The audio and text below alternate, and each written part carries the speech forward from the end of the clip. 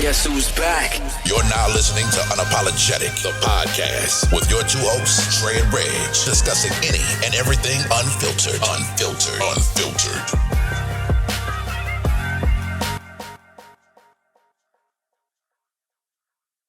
All right, well, let's get it then.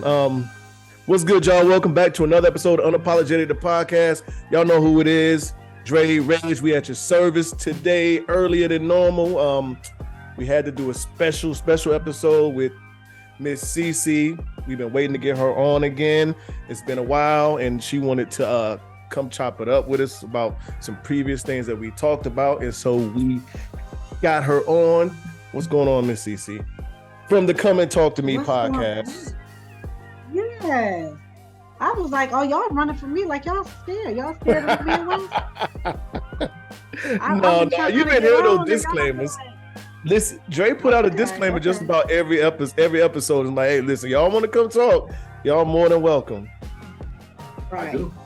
Nobody steps up. Mm-hmm. Now I'm happy to be here because I haven't been on my own thing for a while. I had to put it down for a while. I got busy. So really haven't been. I kind of ended the show, but then I just do a couple of pop-ups every now and then. I still love it. Well, no wonder why I haven't get no notification. Right. Yeah, once the world opened back up, it was just like my time just got okay. Time like I used to. No doubt. How's everything but I still been? do it when I can because I love it. Just like you, I love it. Mm-hmm. How's everything been outside of that though? It's been cool. I'm in a relationship. Oh, well, hold on. And that is that is giving what it's supposed to give. So, yeah. Hold on, I gotta get that a round of applause. Hold on, what the fuck? You ain't getting no claps. I think I need a round of applause. Damn. The claps aren't going. What is going on? Yeah, what we got going on here? Anyway, you know we'll give you a round of applause. Anyway, we'll clap. Okay. How about that? Okay. How long you been in a relationship? So I need to slow clap for this one. How long has the relationship been? It's been, I want to say 18 months. Oh shit! Yeah, almost 2 years. Almost 2 years. Yeah. Wait, hold on, let me see what we got. No, we still ain't got it. Anyway, well, that's pretty good. That's wow. How's your sister doing? She is doing well. She's doing good. Yeah. In a Okay. new position. She's got a new job, so she's doing well. Okay. Yeah, we was chatting every now and then. I was just checking up on her, making sure she was good. So I think it was what, about a year and a half ago. She had some things going on, I guess, but we didn't really talk about them. But you know, she sounded like she was kind of we both are busy women. We both. Yeah. You know, she does the t-shirts and things. She creates a lot. We both are creatives in our own right. You know. Okay. Right. Well, that's dope. What's up, Dre? What's good with you, my man? Man, what's going on? CC, thank you for coming on again. We appreciate it. Definitely had fun last time we were on the show, so I don't expect anything less today. You know, I ain't on nothing, man. Cooling out, chilling. Did a little brunch on Saturday, man. That's the highlight of my weekend. That day drinking, man. Yeah, if you start early. Dude, by 8 o'clock, man, I was ready to be tucked in. You hear me? Yeah. But I had a good time, man. Get out in the city. It was pretty good weather out here. Other than that, man, cool and all. Top of the week for me. Okay. Work. Mm. What about you? What's up? I'm good, man. I can't complain at all. Life is life, you know, birthday coming up soon. Living, that's it, man. When is your birthday? Say that again. When is your birthday? The 30th. Ooh. Yeah. Yeah. Wait, hold on now. Why you looking like that? You got two Aries on. Oh, really? Yeah. That's why yeah. y'all was swerving me. Oh my God. We definitely not gonna we not gonna build that narrative. We wasn't at all. Nah, I'm joking. I'm joking. My ex-husband wasn't. There we go. Hold on. Now we got it. Now we got it. Okay. And that was gonna bother me had we not had no. But anyway, yeah. I mean, hey, outside of that, I mean, life is life, man. Life is good. I, still, spend it every other week or every week. I'm spending time with my mom, which is kind of a new. And Dre, you know how that goes. Just being in the military, you find yourself away from family, like so much. Yeah. So me and my mom have, and outside of the circumstances of everything that happened, earlier this year, we have, at least spent a day, at least 2 to 3 days a week with each other. Almost, I want to say every week this year so far, besides, the times I took a little vacation, but, that in itself is new. And like Dre, I am my mom's only son. So, our relationship and bond is, you have a son? I do. My son is 19 years old. Okay, so you probably understand too, that mother son thing. So yeah, and I don't know if he's the only one, but I definitely am my mom's only son, Dre, as well. So just our relationship, and how we are. So it's good. It's good. I something I really wanted to do more of within the last, I guess, 3, 4, 5 years is really be able to spend a lot more time with my parents. Because the 20 years in the Army has took so much time away from not just my kids, but from my parents as well. So I get to especially in their older age, in life, because as they say, they got more time behind them than they got in front of them. So it's right.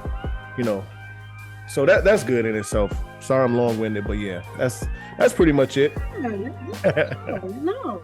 You spend some time with your parents. Me and my sister are throwing our parents an anniversary party in 2 weeks. Guess how long these people have been married? I was just about to ask that. 50 years. I was going to that was going to be my guess.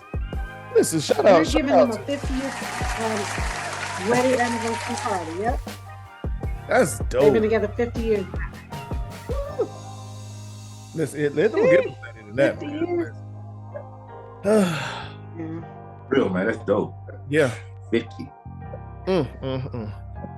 That's a lot of everything. A lot of good, bad, headaches, all that shit. Like a lot of give and take, a lot of everything. Yeah.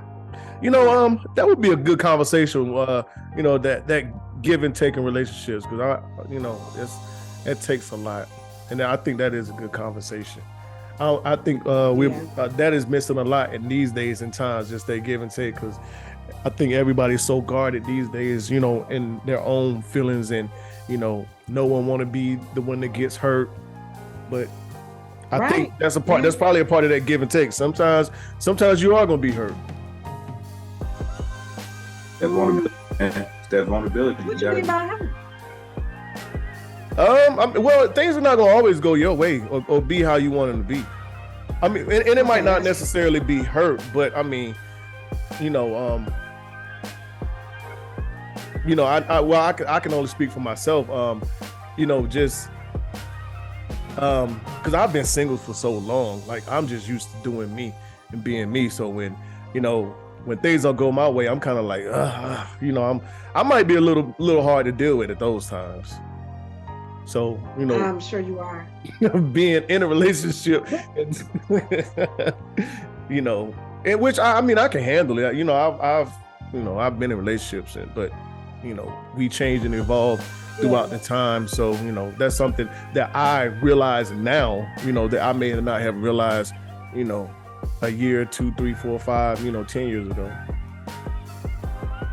But you know what? I think when you find someone that you are willing to say, it's okay if I don't get my way, that's the difference. I think a lot of times when we talk about relationships, we say that it's hard or we make a list of the parts of it that's hard. Sometimes those things are only hard because of who you're with. Right. I don't know. It's just flat out that. Sometimes it doesn't have to be as hard. Now, when you're dealing with two adults who were raised in different households and have different lifestyles, and they come together, you always gonna have conflict. That's normal. So it doesn't have to be that difficult. It depends on who you're with. True. Right. Very true. Very true. Very true. Agreed. All right. Well, Dre, let's go ahead and get the sports talk out the way for CC. Hey, man. I'm pouring. Go ahead and pour. What are your thoughts on the tournament? It's been a very interesting tournament, man. Mm-hmm. One and two. This is the year of hashtag fuck a blue blood. Right. I'm with you. Right. Mm-hmm. It's been very entertaining. We've been talking about for the past couple of years how the gap is closing in this tournament. Is really showing that honestly the gap is closed. Yeah. Period. NIL has done a lot to help to close that motherfucker too. 100%. NIL has everything to do with it, but it's also showing how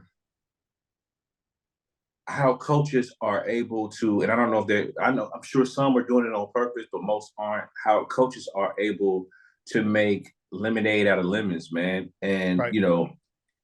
Have kids buy into their philosophy. Mm-hmm. I.e. Fairleigh Dickinson, you know what I mean? Like hit the guys up there in New Jersey, they bought into their coach's system. Right. They played into the play-in. They had to play themselves into the actual tournament, and then they take down a number one seed. Right. Right. So that's just one instance. But I've enjoyed it, man. I thought my feelings would be hurt because our beloved Hills aren't in it. But I'm just a fan of sports. So I mean, I didn't think I would be up for it, man. But it's been some really good games, man. Absolutely, really good games. Absolutely. I haven't. And it hasn't been any blowouts, really. There's been a couple. But there hasn't been as many blowouts because I've been trying to enjoy the women's tournament and the men's tournament. And outside of yesterday, the women's tournament have been mostly blowouts, 30, 40-point wins for some of the teams. And, when you flip over to the men's side, then you have the, the actual big dogs going down versus, of course, we know what South Carolina's going to do on the women's side. They're going to wipe everybody out. Well, they definitely should. Yeah. They definitely should. But at the end of the day, that Stanford team is good. And that Stanford team was good until they ran against the Hurricanes. Yeah, they are. I think LSU is probably one of the better teams on outside of South Carolina. But but just to switch back to the men's, like we have no idea. Like we have, our thoughts of who, we think are going to win and going to be there. But for the most part, that ain't guaranteed. It's almost like I take who's going to win. I win the whole thing. Hell, the team I had winning the whole thing gone. I thought Duke was going. I thought Duke had a good chance just because of how they rounded out towards the end of the season, how they went into the tournament, and we saw how that went. They ran up against some dogs, some boys that wasn't scared to push them around and fight back. And they gone right now. I would have to look at the brackets to see who all is left in there. I know Alabama's left. I know Houston's left. Michigan State. Gonzaga. I have to I have to look. None of those are my favorites right now. If I was to choose a clear-cut favorite out of one of those, it'd probably be Alabama, but there might be another team in there that I'm missing that I would say, okay. Bama? Okay, Bama. I'm going to go UCLA. Yeah. I'm going to go UCLA. Transfers. We got 3 going. Any thoughts? Anything you want to comment on? I don't have nothing to say about the Tar Heels. No good riddance thing coming out. It's not your fault. Yeah. Although I would love Styles to stay, but I can't blame him. Not your fault. No, yeah, I would love him. Yeah. Anyway, all right. You see how that worked, CC? Nah. Hey, did y'all watch Swarm? I did. What about you, CC? I heard about it. I haven't watched it yet. I haven't watched it. I heard about it though. I know what it's all about. Okay, so we're not really gonna spoil it for you, I guess. But what were your thoughts on it, Dre? Well, first off, it literally just came across my screen, and I was up in the middle of the night. The day it dropped, right? Like I was just up. I woke up like I don't know 1, 2 o'clock in the morning, right? Woke up and I'm like, all right, like well, whatever. I can't sleep, so hit the home button on my Fire Stick, and Swarm popped up. I'm like, all right, I'll check it out. And then I started seeing who was in it. Well, mind you, let me backtrack. I did not know who was in it. I just saw the young lady who plays Dre. Yeah. On in the title. So, I click on it or whatever, and it gets slow. It's slow coming in. I don't know what's going on. And then I see what's his name? Damson Idris. Yeah. Damson. Yeah. Damson Idris, yeah. Right. Damson Idris, right? Yeah. I see him, and he's going to town on one of the baby sisters, and I heard about that. I heard about that. Yeah. Right. So I'm like, look, I'm like, is that Franklin? Yeah, that's Franklin Saint. Yeah, I said that because I had no idea. Like I literally woke up and I was like, all right, I'll watch this. Mm-hmm. So next thing I know, from 1 o'clock, I watched every episode from the time that I watched all 7 episodes. I did the same thing. Everybody I talked to that watched it said they watched it, just binge watched it straight through. Yeah, because it's not really long. It's like 30-minute, 35-minute episodes, but they fly like that.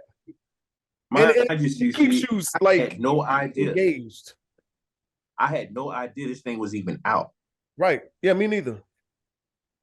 Right. And like it hooked you in. It hooked you in. It hooked me. Man, I had a bad day. I'm trying to tell y'all, I had a horrible day the next day. Yeah, it is. I did the same thing. I watched it all the way through.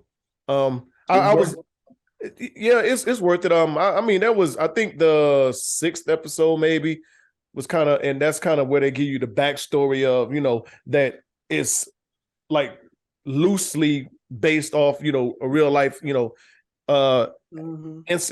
that happen. So I'm like, okay, all right. And I caught on like right away. I'm like, okay, I know who the celeb is, but of course they gotta, change the names or whatever. But it wasn't bad at all. It wasn't bad at all. And then after I watched it, I started seeing all that backlash about, the sex scene. And I'm like, damn, out of everything, we saw in all 7 episodes, that's like the main thing that everyone is grabbing on. Art, dog. Well, it's you know why? It's because at the end of the day, they give the Bailey sisters, like I get it. Like they came in and they were young, and they want to keep our culture or whatever. They want to keep them innocent. And say like these are women. These are grown women, right? And right, and they're trying to spread their wings. They're just not gonna be singing fucking Under the Sea and gospel hymns, whatever. Like these are artists, you know what I mean? Like they want to expand and they want to be the best they can be. Like they could really be. They're already juggernauts, so they could really get up out of it. Like take this thing out of here because they're both talented. True, right? I don't know how old they are, but I mean I would hope. I think that they're both adults, correct? Yeah, I believe so. I think so. Yeah. Well, obviously, well, we know the one that was on Swarm. Yeah. She definitely. I think she's 23, 24. Well, I heard her. I was listening to some other podcasts, and they said that she, I guess, somewhere in the press, she said that doing that scene made her realize how inexperienced she is sexually. Mm-hmm.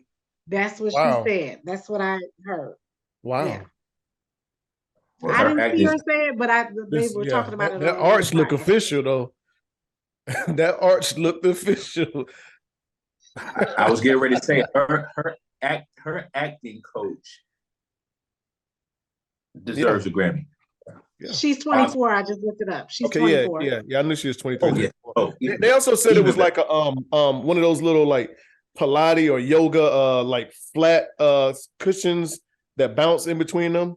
So they actually had something in between them, which is fine. Yeah, absolutely. I mean, that's yeah. CC, forgive me for what I'm about to say, but the way that thing was banging. You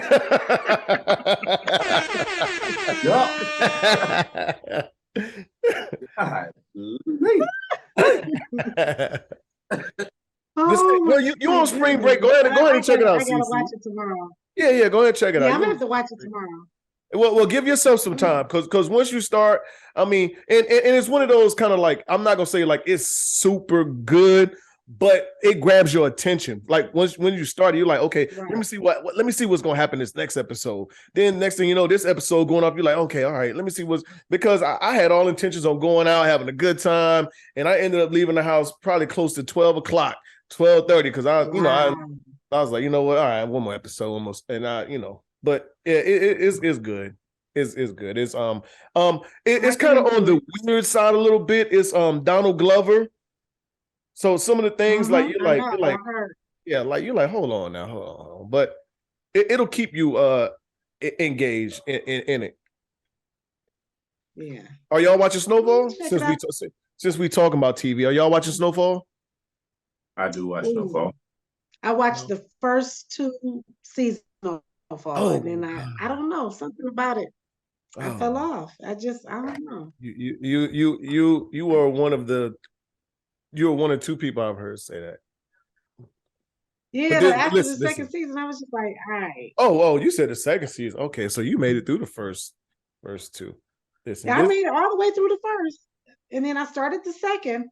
Maybe it's because the first season, it was so much that I didn't know, about the crack gang. I'll put it like that. It was so much I didn't know and was like, wow, really? That's how it went down? And then by the time it got to the second season, it was like, some things that we know that actually historically happened. Right. So that might be the other person I know that's not really, that might be I never thought about that, it's some of this is like knowledge that, that us, throughout, whether it's music or just culture, folklore, and tales, we've heard about, because, when I watch Snowfall, it's kind of like a refresher on things you heard through, other people's music and, everything else. And hell, also like the BET Freeway Ricky Ross story. So yeah. Right. Yeah, but that first season though, I learned a lot. I was like, damn, it was like that. Yeah. What's your thoughts on this season, Dre? It's you know what, I like this season, and I like how I like how uncomfortable Franklin is, man. Because in the other season he's been so smooth, and he's had times where he kind of went off deep end and he just he lost it. But every episode thus far, he's really scrambling. You know what I mean? So I'm looking forward, and that's what keeps me going with this season, because it's like, well, what is he gonna do? Because he usually has all the answers. Right. Yeah. Right. But right now, he getting whooped. You know what I mean? I'm enjoying this season. Yeah. Yeah. I'm enjoying it. So it's I'm like, what's going to happen? How is he going to get out of this? How is Franklin going to get out? Main character, so he has to get out of it. Yeah. But it's like, how? Because you really have no idea. And it's kind of like everybody against each other almost. Right. Yeah. Right. I like it. I'm enjoying it. I'm kind of sad it's the last season, but Cece, you gotta catch up on that too. Trust me. I will, but only season like really that much was last season, and I think it was those middle 3 episodes where they had Dre know what I'm talking about, with the damn tiger in the cage and all that other shit that kind of threw me off. And then the wedding where they had lace what they laced the chocolate fondue with PCP or some shit, Dre? Right. Yeah, crack. Yeah. Oh my God. Yeah, those middle 3 episodes, I was like, man, what the fuck is going on? They laced the chocolate fondue with crack? Yeah, with PCP. Yeah, with PCP. Yeah, at the wedding. At a wedding. Well, wow. Scully did it. Yeah, but had everybody tripping. Wow. Scully's a wild boy. Yeah, Scully's a wild boy.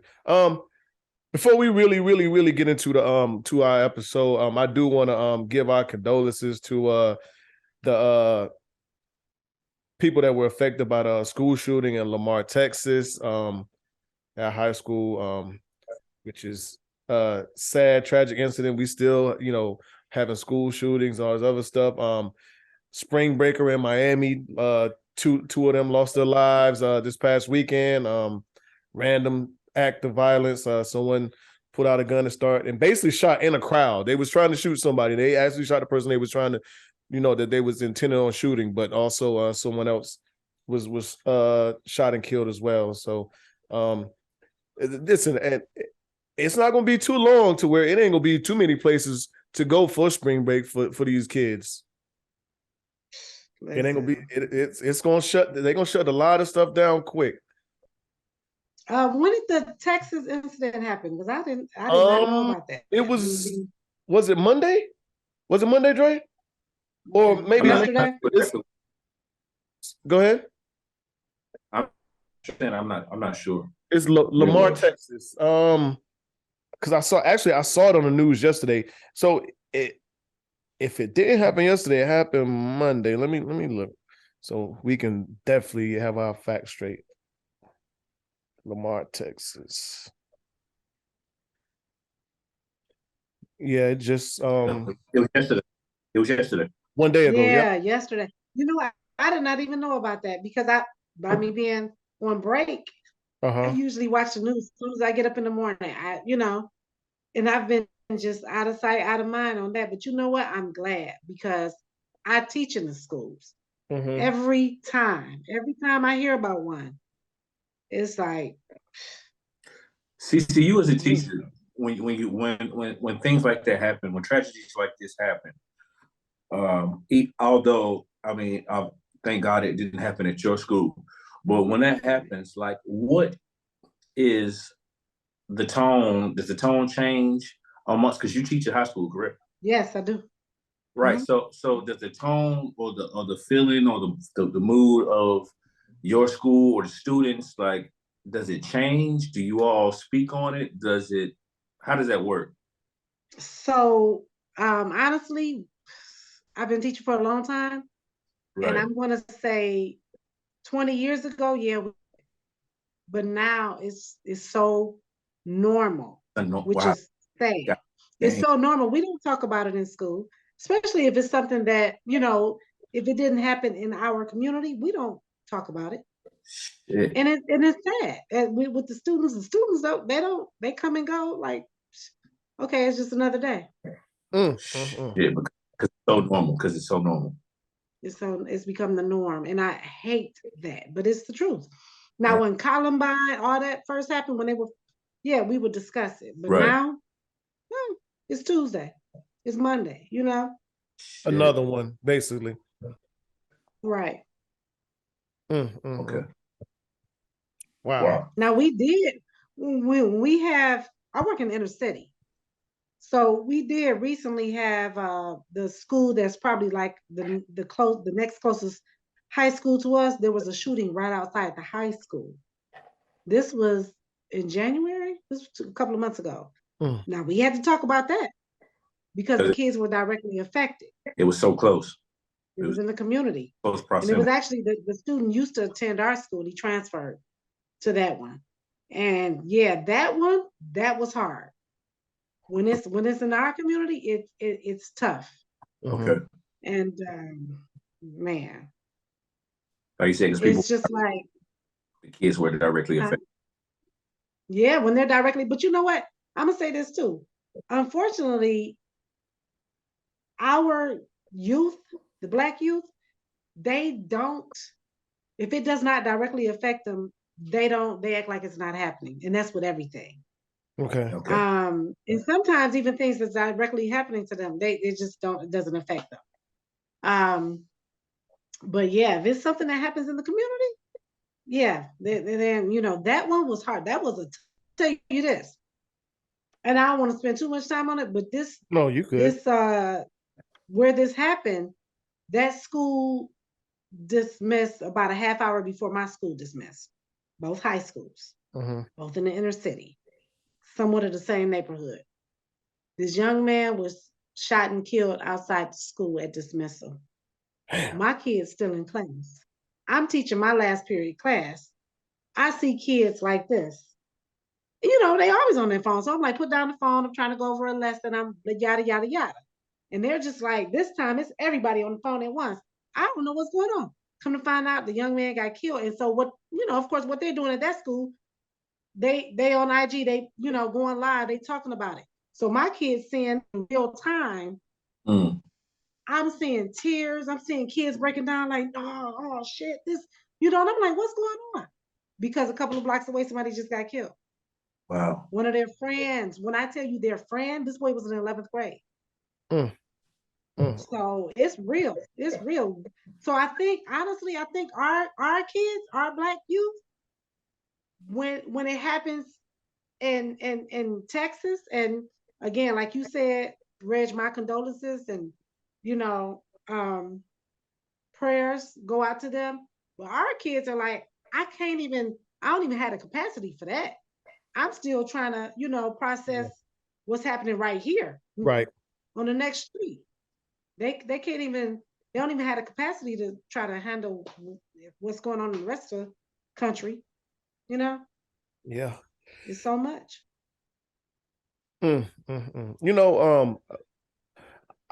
never had an incident like that. Like, I mean, there was shootings and stuff, but it was more or less like, it wasn't around, school on the campus. It would be at a house party, a get together. We were out at, maybe it was outside the mall in the parking lot. We used to hang out at the dollar movies, all the places that kids hung out with, teen club, it happened to stuff, places like that. Like, we never had no incidents in school. I think the closest was probably across the street. There was a Pizza Hut, a gas station, and something else across the street, and everybody that didn't want like school lunch used to go across the street and get some Pizza Hut or something. And I think there was somebody had got stabbed a couple times over there. I think that was the closest that we had something happen, around the school campus. So we definitely, I don't have to worry about none of that. But we got a lot going on. But you know what? That brings me to something. I wanted to share a story with y'all. And it's going to take us into something else, but it's dealing with what I deal with in high school. And I've been wanting to talk about this. Okay. And it's been a while. So I'm going to take y'all back to 2020. Kobe. I remember Kobe died on a Sunday, okay? Kobe, right. It happened on a Sunday. Yeah. I remember it vividly because I was working out. I was at Planet Fitness, I was working out, Yeah, I know where I was at and what I was doing. Yeah, I remember. Yeah, yes. The times like that, you remember exactly what you were doing. That was on a Sunday. Monday, we have school. Kids come to school. We got boys crying and just like down. And like, it was almost kind of like we really needed grief counseling for that. We got boys talking to each other and saying like, man, that's fucked up about Kobe. Like just talking and expressing themselves. Tell y'all this. I've never felt such, I don't get in my students, I don't get in their business and get in, but I had to pull some of my girls aside because these girls were making fun of them. And the girls were saying things to them. Now, I teach high school. I teach 10th and 12th grade. These boys were expressing their sadness and their, like devastated. This Kobe. They shoot the hoop and say, Kobe, they were devastated. The girls were talking about them in class. Like, y'all don't even know him. Y'all act like y'all know him. Y'all don't even know him. How you crying for somebody you don't even know? You ain't never met him. He don't care about you. Why you? And I had to pull some of my girls aside, like, stop. Because one day, you're going to wish that these men would express their feelings. Yeah. And I can't, it is like, I saw that happening. Like, this is why in our 20s, 30s, and 40s, we can't get men to express themselves. That's big. This right here. That's big. Big. Society. And I will never forget that. I will never forget that. It was, to me, one of the best examples of this is where it starts, right here. Society has conditioned the world to think, and I want to say men, but specifically Black men, supposed to be tough and hard all the time. Yep. And it was so, my heart went out to them because those boys were hurt. I mean, I know some grown men that were hurt, Yeah. So just imagine being, 14, 15, 16, and this is one of your heroes. And not only that, but this is somebody that you looked at as like being invincible, and it's just like seeing that day after it happened and they all coming together, almost kind of like a fellowship, if I'm stretching, and they like, damn, they talking about it and just talking about, they talking about past games and, just other things. And these boys could not even grieve because the girls were making fun of them and telling them that they was doing too much. They being extra. That y'all didn't even know him. I just was. What's funny about that? What's funny about that is well, it's not funny, but when Nipsey Hussle got killed, like when Nipsey Hussle got killed, I was in the dumps, bad, like bad, yeah. right, and that sort of thing kind of happened to me, and it's like but me being an adult and me being able to articulate just flat out, I'm gonna read you your rights if you try me. Right. I was able to tell the young lady that was like, well, why are you tripping or whatever the case may be, and I had to give her the backstory on why I feel the way I feel. Not only that, but let her know, like, hey, listen, my feelings are my feelings, and I don't give a fuck what you say. And once she realized, like, oh shit, well, this dude is, this is 6'3", 230-pound guy. Probably need to leave him alone.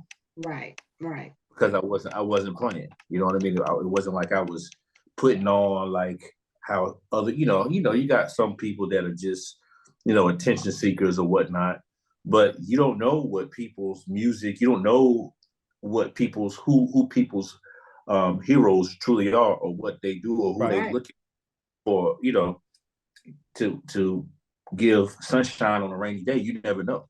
Right. Because we all yeah, not only that, but how about people have feelings? Right. It's first. Okay to feel. It's okay to feel for men and women to feel. First. And it's just like we need to normalize that. How about that? We do, we but can't have a reaction to this. Yeah, but it goes back to what you're saying. Like that's became the norm for, I guess, trying to be a Black man. And it's a lot of things as a Black woman that you feel like, society says you should be, that you probably think that like, no, I shouldn't be.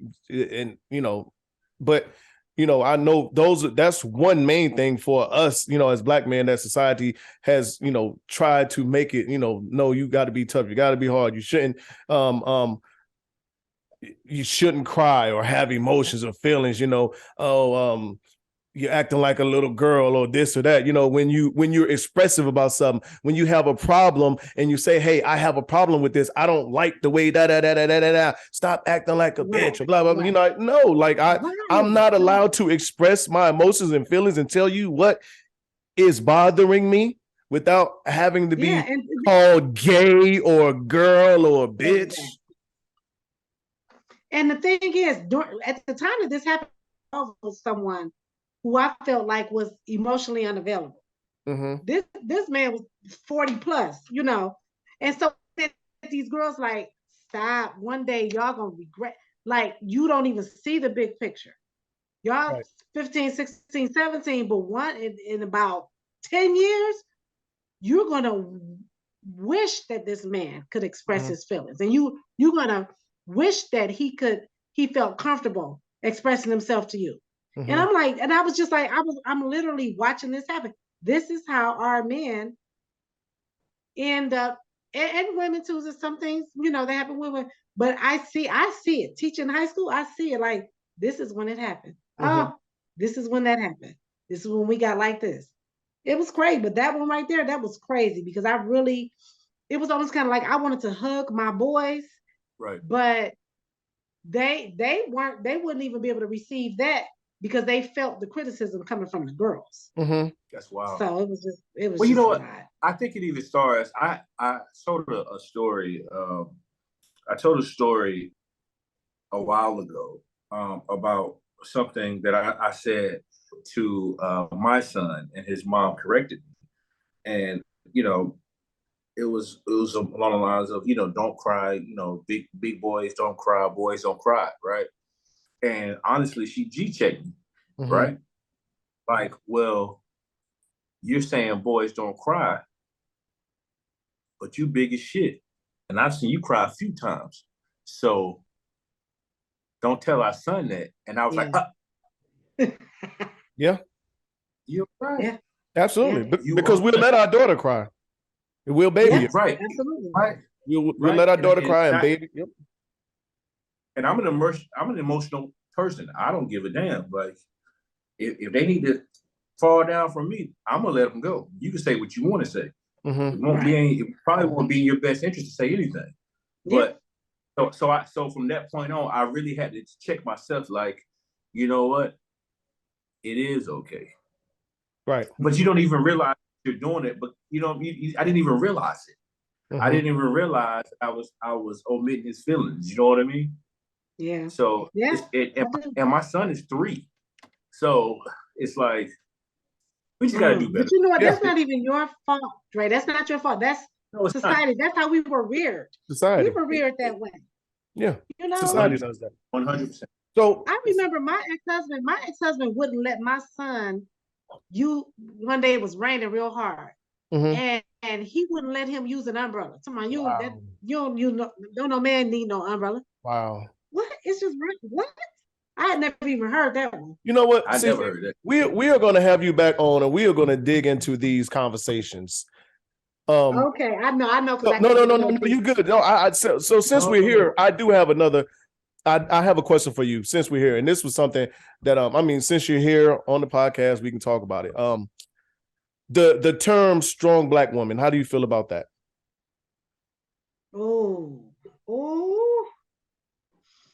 let me tell you this. We are strong black women. We are. But that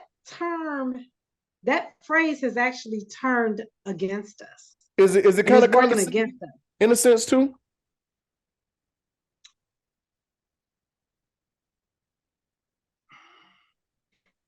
It can be.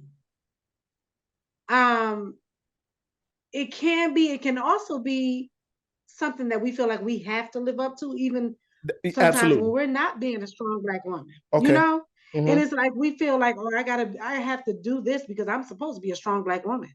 And we don't even know we do. But we have done that over the years. But I'm gonna tell you this, it has kind of turned against us because now it's almost a joke now.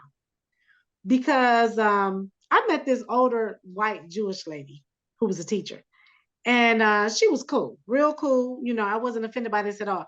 But we got to know each other, and she was just like, I just love you. She was like, sometimes when I'm struggling with something, I say to myself, no, I need to be a strong black woman.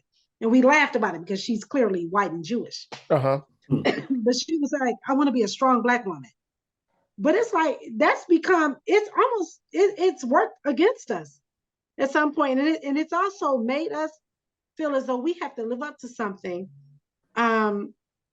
that we may not always feel like being. Sometimes I don't feel like being a strong black woman. Right. Sometimes I just want to be a woman.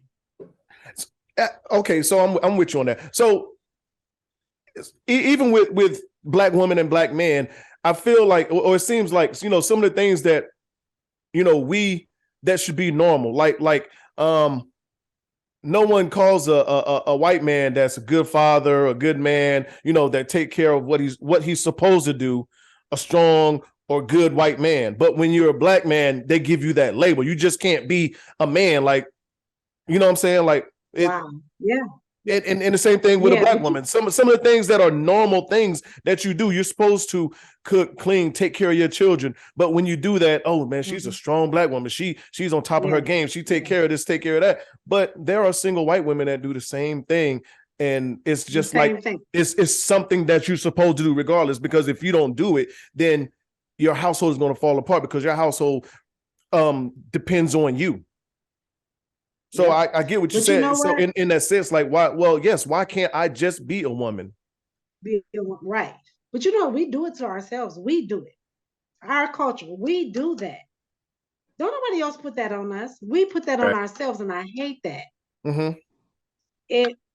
I mean, like you said, like, oh, he a good black man. Like, why like, we're automatically judging our whole culture when we do that. When they do something they're supposed to do, or that's normal, right? Yeah. When they do something they're supposed to do. I don't know. So the strong black woman, yeah, definitely. Sometimes I just want to be a woman. Sometimes I want to take the cape off. I don't want the S on my chest all the time, you know. Right. However, I'm talented enough to know during those times when I need to slap it on, it's on. Right. But sometimes I want to be able to take it off, and I want to be soft. I want to be that lady. Sometimes I want to be a girl. Sometimes I want to be a girl. Straight up. I don't even want to be a woman or a lady. I want to be a girl. To be a straight, you know, we're really talking about defining that. And so that label it's almost kind of like, it's automatic. Yeah, you know I'm a strong black woman. How do you know? Because I'm here. I'm here. I love it. So I don't even need to say that. I don't even need to put that out there. Jay, you got thoughts on that strong black man title? I have thoughts on like the strong or the good dad. So I was going to ask her to use that example talking to you, but go ahead. Let's hear it. Yeah. So when it comes down to it, right? Like, I get it. What you know, what happens in our community as far as fathers go, right? Should be told. I mean, you know, broken homes and whatnot. We both have children that we raise, you know, as doing co-parenting. Yeah. So, but more than anything, like, when I hear, I appreciate it, right? I appreciate it, but when I hear people, you know, they give me props and you're a good dad, this, that, and the third, in my mind, it's like, well, I don't know how else to be. These are my children. They come from me. Yeah. Granted, I am a victim of, you know, my pops not really being around, right? But in my mind, it's a no-brainer. You understand what I'm saying? Like, my children are going to know that I'm Superman. My children are going to know who their dad is. My children are going to know these things. So when I hear it, I try not to get offensive, because, you know, there's facts out here. There's stats that say, you know, that us as black men, you know, aren't in our children's lives. So I have to be mindful of that. But it's like, for me, I think about who I am as a person. It's like, well, anybody that knows me, they know that I love hard with anything. Right. So why wouldn't I love hard with the greatest gift that I have? Or my biggest flex, if you will. True. But you know what, I would say this. Sometimes when we tell you all you're a good father, it's not so much like, oh, you're doing going above and beyond. It's just a compliment. Just like, almost kind of like you would tell a woman, oh, you know, you're nice looking, you're pretty, or whatever. Like, for us, there are certain other characteristics that we may see in you that can be attractive. And I mean, I can't speak for everyone, but I know for me, seeing a man who is a father, being a good father, that's attractive to me. So, you know. But I think, you know, and I definitely agree with Dre. But I don't. So I think if Dre was white, that compliment would be a little less. I think, you know, for the statistics, you don't hear that. You don't hear now. It just register what you said, Rich. Yeah. You don't hear them saying. You don't hear the masses of people saying, "Oh, he's a great dad." You know, to other races, fuck just white, but just, you don't hear that, right? You really don't. And it's like, and then I understand that it is a compliment, and I do. I hear it, I receive it, but then sometimes in the back of my mind, it's like, well, what the fuck did you expect me to do? And that comes from not hearing it about other races. But do you think we don't hear it because the statistics Dre just talked about, the broken home? That, but I ain't gonna go deep. But that's just kind of. Please. It goes along the lines of us telling you, you know, if we see a white woman do this and then we see you do this thing, we wouldn't tell this white woman, oh, she's a strong white woman, but we'll tell you you're a strong black woman. You be like, well, why can't I be a strong woman or a woman in general? Like or CC, is it more? Maybe I might take a little bit of your power, but it being said because we have, as black men, we have so much against us.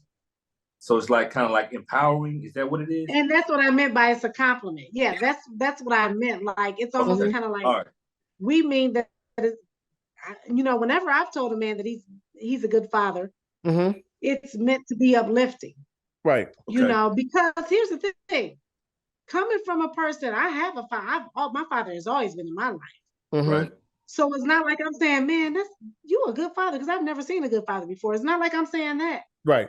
I'm saying it as a compliment. It's just another compliment, as if I was going to say, "Oh, baby, you look sexy today." It's the same type of compliment for me. I can't speak for everyone, but I also understand what you're saying as far as like society, the way society does. Right. Yeah. But again, I think that we create that. We create that. We do. Because how do we know white men don't hear that? I believe it's a lot of white people out there too that grew up without a father, or you know, so we don't even know that white men don't hear you. You know what? We're not in their culture. We're in our culture, so we ain't gonna know what's going on with us. Absolutely. That's real. That's real. We're not going to hear that. We're not going to hear that in our on our side of the fence. We're on our side of the fence. No, unfortunately, there's a fence. Yeah, it is a fence. Okay, I got what you said. So, and that brings us to this. So last week, me and Dre talked about this, and it's good that you're on. There was a quote that said, "Being a submissive woman does not come with the off and on switch. Either you're a submissive woman or you're not."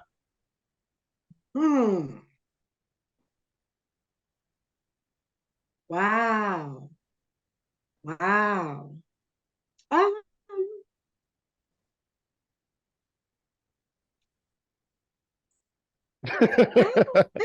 deep.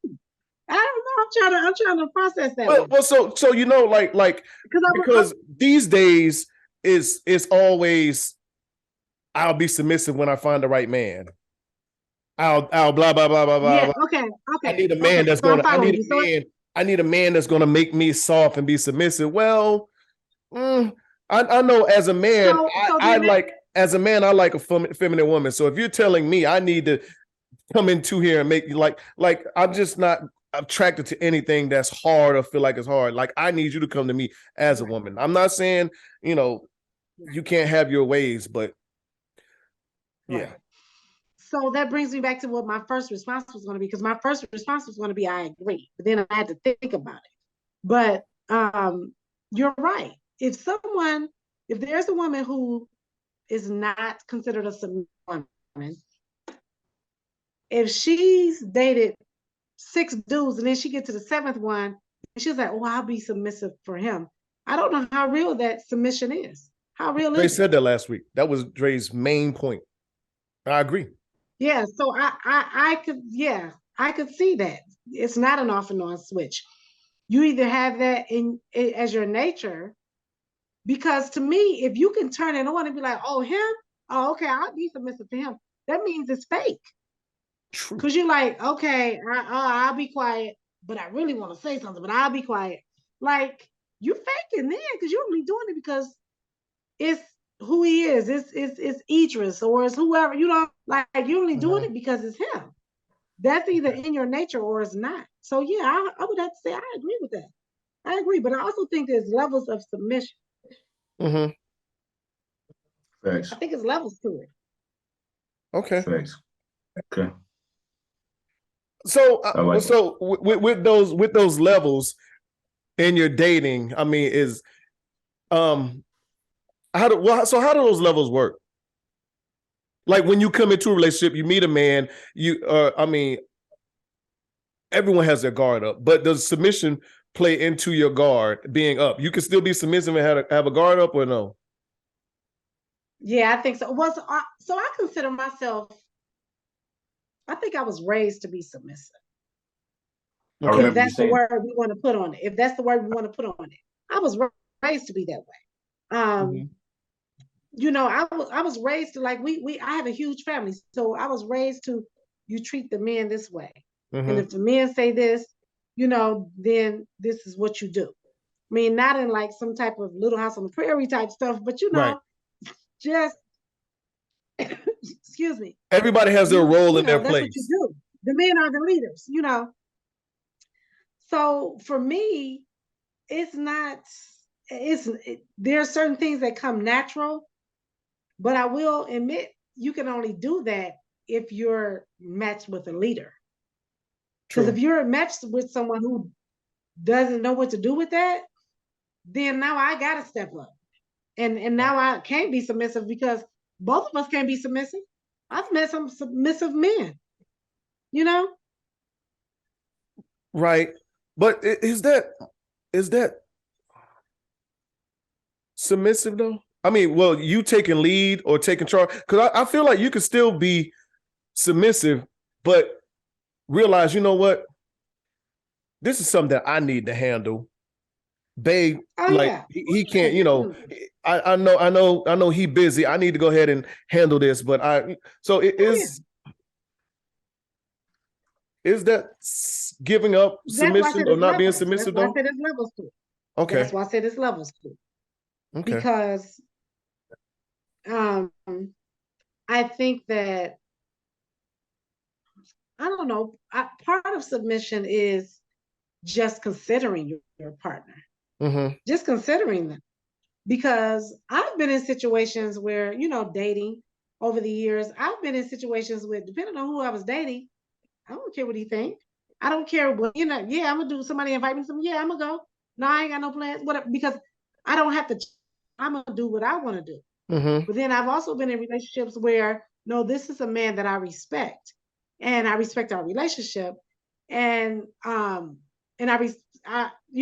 respect our time. Mm-hmm. So, well, I don't know if I'm going to do that. Let me check with him. That probably could be considered submissive, but I know, you know what I'm saying? I know who I could do that with and who I can't. Exactly. That's what I was about to say. That's what I was about to say. You know who you can do that with and who you can't. And also I think it probably how much you like that person. Okay, like I know this nigga ain't gonna go nowhere. But I can't fuck around on old boy. My hair might be between the washer and dryer. Exactly. But some things come naturally to me. There are some things that come naturally. I'm the type of person, because some things come naturally to me, I've had to put myself in check. Mm-hmm. Because you can't do everything for everybody. Everybody don't deserve that, and everybody does not know what to do with that. Right. So I was out here single again, dating. I was being me. This is who I am. I didn't even know that I was being submissive until social media told me I was being submissive. Then I started reading like, oh, that's submission. What? To me, that's Carmen. That's Cece. That's who I am. Like, I'm being me. But it's like once I started dating, I started seeing different types of men and how some people will take advantage of that. And some people, for some people, it scares them. Mm-hmm. So I had to pull back on that, and I had to ration that out. Okay. You know, just like maybe some women may feel like I got to ration out being submissive. I had to ration. You know, some women may feel like I got to put effort into that, but I don't do that for some people. I had to like kind of pull mine in and say, okay, when can I breathe and be me? Mm-hmm. Yeah. I don't know, because I want to say, did you eat today? You need something? I want to say that, but you can't say that to everybody. I found that out. Why not? Being out here single again, that some people take advantage of that. Some men take advantage of that. Can I have They an do. example real quick of how a man do. would take it? Can I have just a quick example of how someone would take advantage of that? Some men think that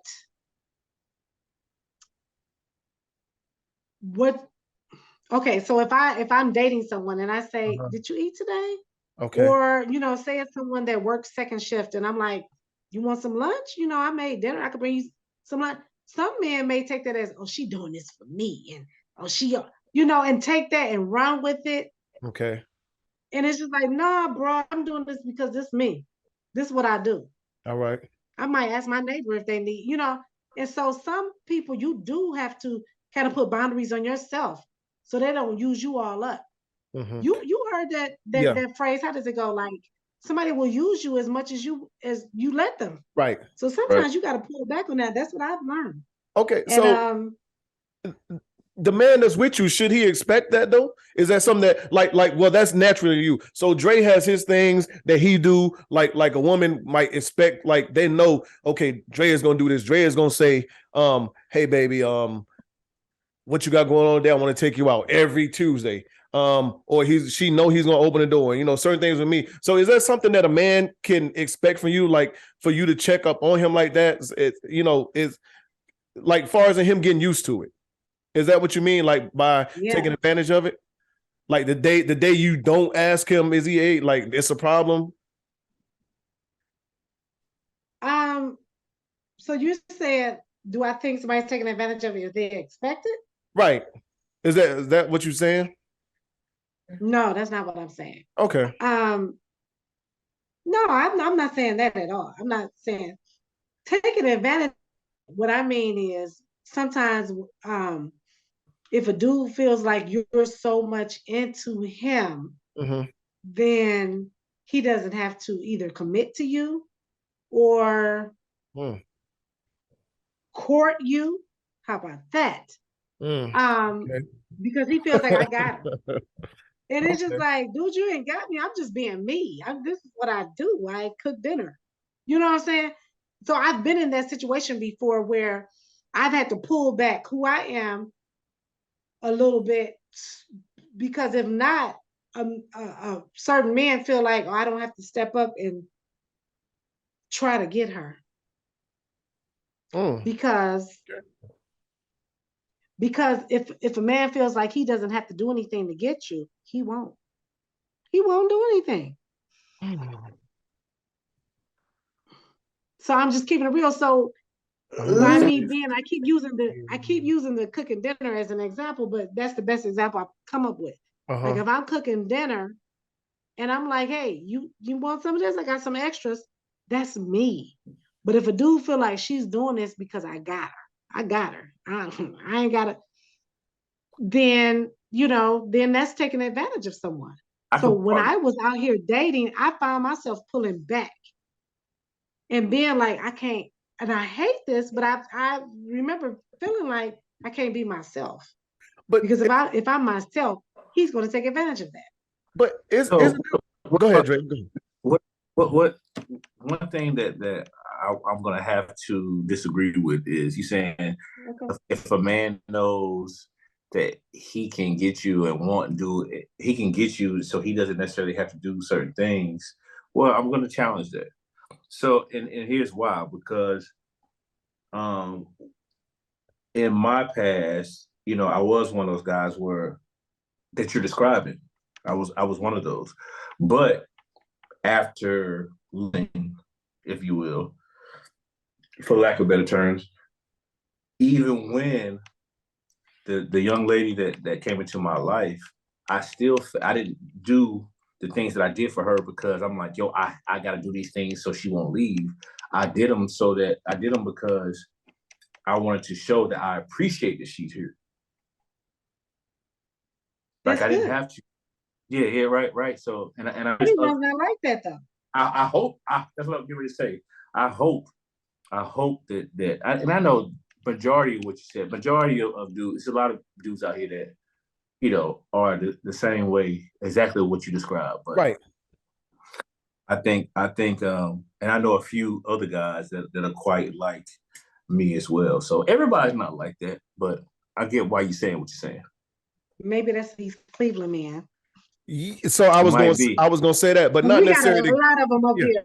I wasn't going to necessarily say the Cleveland men, but I was going to say the men that really that may have one foot in the door and one foot out the door, because when that man is definitely like his, just like your true self is going to come out and you're going to say, hey, you know, did you eat or whatever else? Some things that he just do naturally, like he might like to rub your feet and he's just gonna grab your feet without you even saying something to rub on them. You know what I'm saying? It's, you know, and you can have that, he can have that same thought, like, you know, once he don't do it and you say something, you know, like, well, damn, she thinks she got me now. You know what I'm saying? But so I would say the guys that feel like that, or the people that feel like that in general, whether it's a man or a woman, it just sounds like to me that they got one foot in the door, one foot out the door, or they unsure about something. They playing games. Yeah. I don't think you should have to dumb down yourself. You know what I'm saying? Be you, and if they don't like it, then you got to move on. Hey, and when you move on, that's what I was just about to say. That's why I never took it further. It's like, I mean, trust it. That's just me. Mm-hmm. Now I know some who, you know, if they felt that way about a man, they would cut him off, block him, whatever, block. But for me, I learned from every man that I dated, I learned from. Mm-hmm. I learned either a lesson about myself or a lesson just about men. And so for me, what I said to myself was, I need to be with a man that I can be completely myself with. Okay. And being completely myself, part of that is being what everybody calls submissive. Yeah, I needed to be with a man that I could be submissive with. Mm-hmm. Now that's different than when the right man come along, I'll be submissive. No, I'm submissive already, according to the definition. Mm-hmm. So now I need to be a man that I could be that way with, because you can't be that way with him. True. Okay. True. Okay. True. All right. So the reason why you're here is because we had a conversation about time versus money. Yes. Yes, that was a great conversation. Well, appreciate it. Let's get to it. Yeah. Because someone made a what was it? Somebody made a comment about, I don't know what it was. Somebody made a TikTok or something about, it was a video that we had. Yeah. Go ahead. Men. I just deleted it too out of my thing. Okay. It was something about men. This woman was involved with this man, and she was saying she wasn't happy because he wasn't spending time with her, but he was buying her Gucci bags and, you know, just everything. She had everything. Mm-hmm. She had Louis this, Gucci that. And so I don't know if it was her friend that was saying, like, you should be happy. Like, you can't have a man that is buying you stuff and spending time with you. I got it right here. Yeah. Okay. You want to hear it or no? I want to hear it. Yeah, I want to hear it. Okay. Refresh my memory. This Pinot. Okay. You're actually not cut out for it. The other day with one of my friends who's getting married to a very wealthy guy, and she was talking about how unhappy she is in her relationship. And the primary reason is because this man works all the time, and her love language is quality time. Mind you, sis is sitting there doused in Chanel and Louis Vuitton that he bought for her. And I told her, I was like, if this is the lifestyle that you want, the Chanel, the nice house, the maids, the cars, the luxury items, then somebody has to go work for it. And you got to ask yourself, do I want a man who's sitting next to me, giving me quality time, home by 5 p.m., doesn't travel, just like up my ass the entire time. Or if I want a man who's making money, and if he's making money, he just naturally is not going to have time for you like that. Now, no way am I saying find someone who neglects you, but there's just natural things that come with this lifestyle that I had to learn myself. And I'd be lying to you if I told you it isn't a lonely life. Wow. Yeah. So I remember that. Okay. So first of all, I want to say, when she said you're either going to have this type of lifestyle or the other, I somewhat agree with that. I do think, now we've been doing a lot of talking tonight about Black men and our culture and what we do, but I do think a lot of Black men who are successful, they are successful because they hustle. And I don't mean hustle like being out there in the streets. I just mean they got it going on. They got maybe they entrepreneur and doing this and doing that and got a side hustle, whatever. They're hard workers. And yeah, so sometimes when you're with a man like that, he doesn't have time because he's working. So I agree with that. But what I also want to say is that it's become the norm. We keep talking about these norms. It's become the norm to think that that's what you gotta have. And it's made us as Black women confused. Because there are these messages that are being sent out like, yeah, you need a man that can buy you this and can get you that and can take you this place. And, y'all not going out the country, y'all not doing this and that. And if you don't have that, is it really a relationship? Like, it's relationship goals. If you it's this programming that has been happening. And so because we see that, we're like, okay, well, this is what I need. I need the Gucci this and the Louis Vuitton bags, and I need this, and I need to be taken to this place. But then there's that part of us, that natural part of us. We are human beings first. Then secondly, we're women. We're emotional. We do want that time. We do want that companionship. And so it's like this conflict that's going on, and we don't know it though. And I'm saying we as a whole. I'm not saying individual women don't know it. I don't want to, offend anyone. I'm not saying that no Black women know this. As a whole, we're not even seeing that there's this part of us that's being programmed to think this is the most important thing. But then it's something inside of us, that innate feeling to feel like I want a companion. I want to be snugged up with someone. I want that time.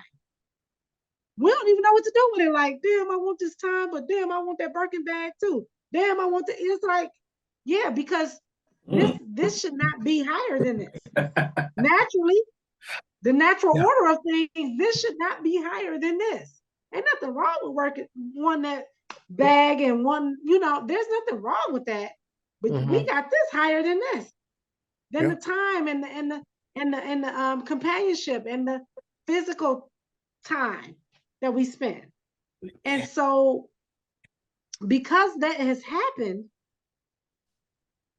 we're at this point, we get women like whoever this young lady was describing, the woman who was sitting there just frustrated as hell. Like, damn, I got this Chanel, I got all this, but I don't never see him. And then our friends are like, girl, why you care if you see him or not? Look at what you got. Right. That's because it's the programming. It's the program. We've been programmed to think that that's more important. It is. And I'm sorry, but it's the truth. That speaks to something I posted on Facebook the other day. I simply asked a question just to see what the response was. I said, is love by itself enough for a relationship to work these days? And the overwhelming answer was no. And even in these days, love ain't even the highest thing on the totem pole. Most of the time, a lot of these times it's finances and what someone could do. Yeah. So, okay. So I'm gonna say It depends on what your definition of love is. But I don't think that either. I don't think love is enough. I think there needs to be some action behind that. But I definitely don't think it's finance. Mm-hmm. I like because I like where when I heard when you said it wasn't enough, but I like that. I'll let you finish. I'm sorry. Yeah, no, you're good. But I think that you can love someone, but that ain't gonna keep y'all together. Right. There needs to be some action there. Love needs to be a verb. I hate to sound cliche, but it needs to be a verb. If you love me, then show me. It's not enough to know that this man is in love with you or this woman is in love with you. Show me. Show me. Because there should be some action behind that. But it doesn't necessarily have to be finance. I like it. But no, that post that you said you posted, yeah, it's we have been programmed to think that is the most important thing. And then what happens is we get this internal conflict within ourselves because that most important thing is fighting that innate most important thing, which is companionship. Mm-hmm. And so it's going to be a constant struggle. Yeah. And we're going to constantly be lost until we realize that we're being programmed. I'm sorry. I'm getting on here sounding like there was this movie, and y'all probably seen it, called Plug Love, right? And they kept telling us, oh, it's on Prime, but they kept telling this girl because she had a guy that was he was like he was the biggest dope boy in the city. Then she had another guy that was trying to, he wasn't on the level of this other guy, but he really loved and fucked with her. The other guy that was the biggest dope boy, he kept her like, she always had what she needed. She had a hair salon because he put the money up and everything. He was using it as a front for drugs and everything. But he had other women that he was, dealing with as well. And her homegirls kept telling her, she was like, hey, I'm really feeling such and such, such and such. He loved me. He do this, he do that, he do this. And they was like, girl, love ain't gonna buy you that $230,000 Chanel bag that you want. Love ain't gonna do this for you. Love ain't gonna do that for that. Do this, but oh boy, he got this money. He definitely can make sure you goes in exactly to what you're saying. I mean, it depends on what your priorities are. But I tell you one thing: when you're 65, that ain't gonna be your priority. Nah, by that time it'd be too late. Won't nobody want your ass by then. No, is if you think about the future, you won't be so focused on that. I'm gonna tell you this. I told you I'm in a relationship right now. One of the things that attracted me to my significant other was that he wasn't a paper chaser. Okay.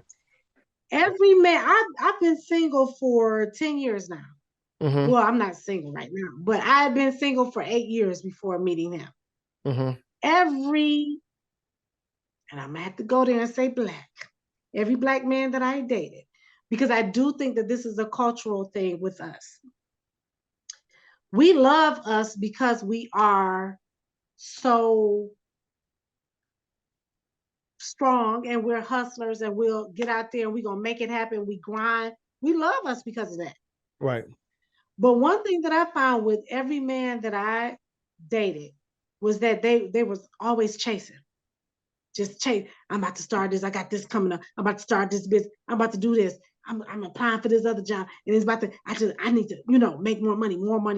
It was all about money for them. And while I want someone who is a go-getter, y'all know I'm over 40. If you are over 40, close to 50, how about over 50 for some of these guys? Yes, we're gonna go there. And you still trying to make a come up? Like, bruh, like, what are you doing? Like, why aren't you established yet? That was a turnoff for me. So when I met my significant other, he's good. Mm-hmm. He's good. He's a college graduate, just like myself. Not that saying that makes a difference, because I know some blue collar workers that, are good financially. But he was good. He's stable. He's not constantly like, okay, I gotta make more. If he needs to make more, he knows what to do. He could do more on his job that he currently has. Mm-hmm. But I felt so good meeting someone that actually had time. Okay. And so when we talk about this time versus money, sometimes you do want that time. You do want that time. And some of the women who are chasing the dudes that's chasing money, they don't realize that at some point they're going to want that time. Now, I'm not saying don't get with no dude that's chasing money. I'm not saying that at all. That's just wasn't my cup of tea. But what I'm saying is if a woman does, you do need to realize that they're, like, it's not going to be balanced. He's going to put more time into that hustle, into that grind. Okay. I got you. I got a question for y'all. Why are we programmed to think that when you want to get your groove back or whatever else, or getting your groove back means dating someone a lot younger than you? Go ahead, Trey. I think, well, it's a couple of reasons why. I think when you say getting your groove back, most people associate that with being hip to what younger people are into, one. And I also think that it has everything to do with when you're older, for whatever reason, from a sexual standpoint, that a younger person is going to, I don't know, do something different or extravagant. Let's talk about it. Mm-hmm. Yeah, we're gonna talk about it for sure. So I think that has everything to do with, like, a younger dude. I can only speak for me, or speak for us, but because I'm late 30s, right? Mm-hmm. So it's like, I would imagine that when someone says, or a woman says that she wants to get her groove back, she in her mind, she feels like this young man is going to rock her world in a bit, right? As opposed to this older guy, for whatever reason. I don't get it. I don't know. I'm not a woman, but this younger guy is going to just go crazy and just be the Energizer Bunny, I guess. I don't know. Right. That's what it sounds like to me. To me too. So when you think back, but that's what's portrayed also. Absolutely. And I don't understand why, because even, and we had this talk plenty of times. When I think back to the younger me, how I was sexually, I thought I knew what the fuck I was doing. Compared to me now, I ain't know shit. I was just fucking. And that's what I don't understand either. Like, exactly. Right. But at the end of the day, at 20 to 29-year-old me was a certain way. All right, cool. It is what it is. But 30, and I turn 38 next month.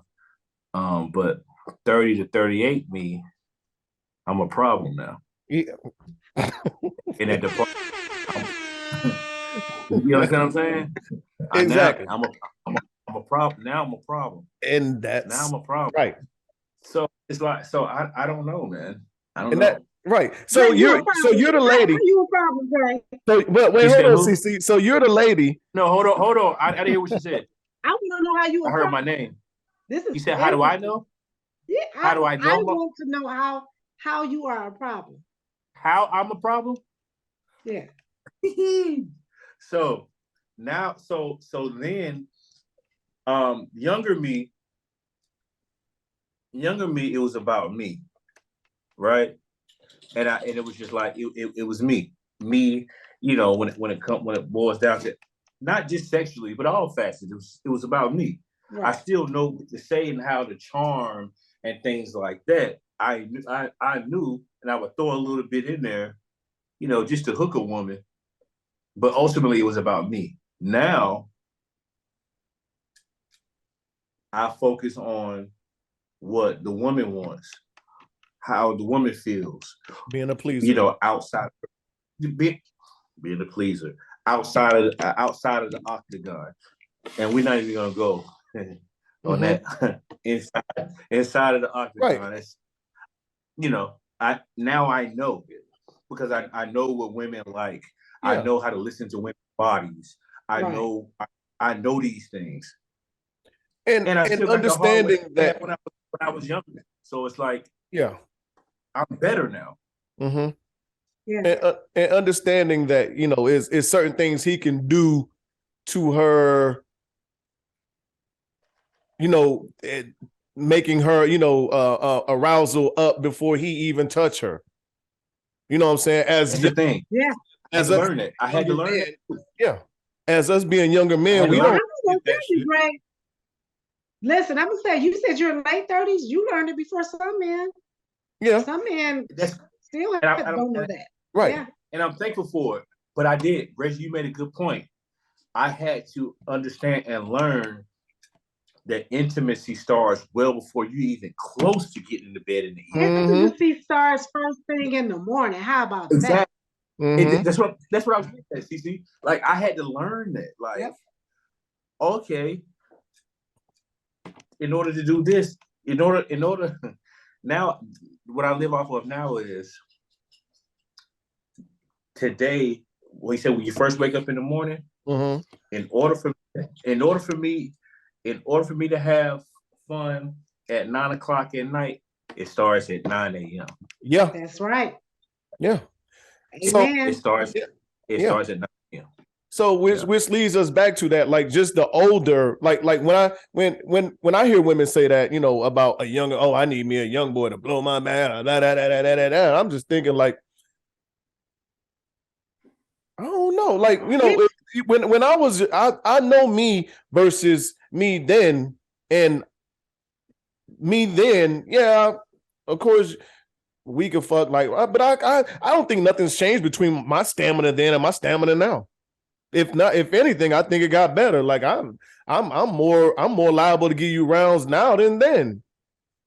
Well, Reggie, just let me just tell you, you are a unicorn. How about that? Because that is not the case with everyone your age. That is not the case. So when you talk about women and you say getting their groove back and younger men and all that, it is the stamina. It's the stamina. And it's only that because. Okay. And I also think that it's the stamina. I know it's the stamina. A lot of these boys on perks too. I ain't hating. Don't ask me how I know. I know it's a lot of them boys popping pills too, and y'all don't know it. They popped the 10. The young boys or the older men? You talking about the young boys? The young boys do. Hey, the young boys. I dated a few younger men, and on them honey packs.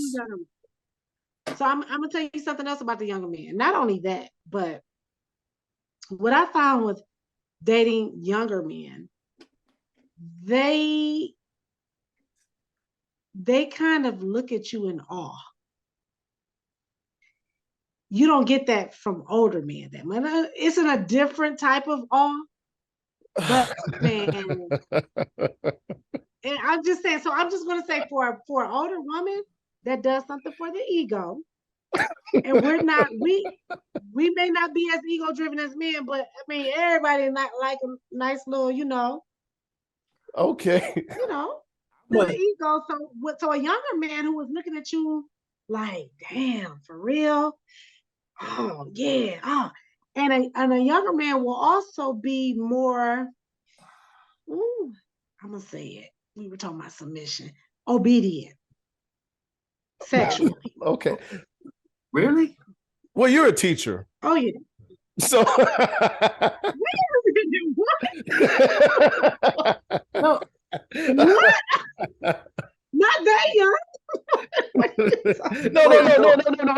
I'm saying, no, when you say obedient, far as in you might feel like you got something to teach this young buck in the bed. You know what I'm saying? Well, that's what I'm saying. What I'm saying is they look at you like that. They do look at you like that. A younger man will look at you like they may not say those words, but it's that type of vibe. Like, okay, I'm willing to learn from you. But they are willing to that. Yeah. Hold on, Rich. Let me finish, Rich. Hold on, Rich. I've had men who have approached me and didn't know that I was the age that I am.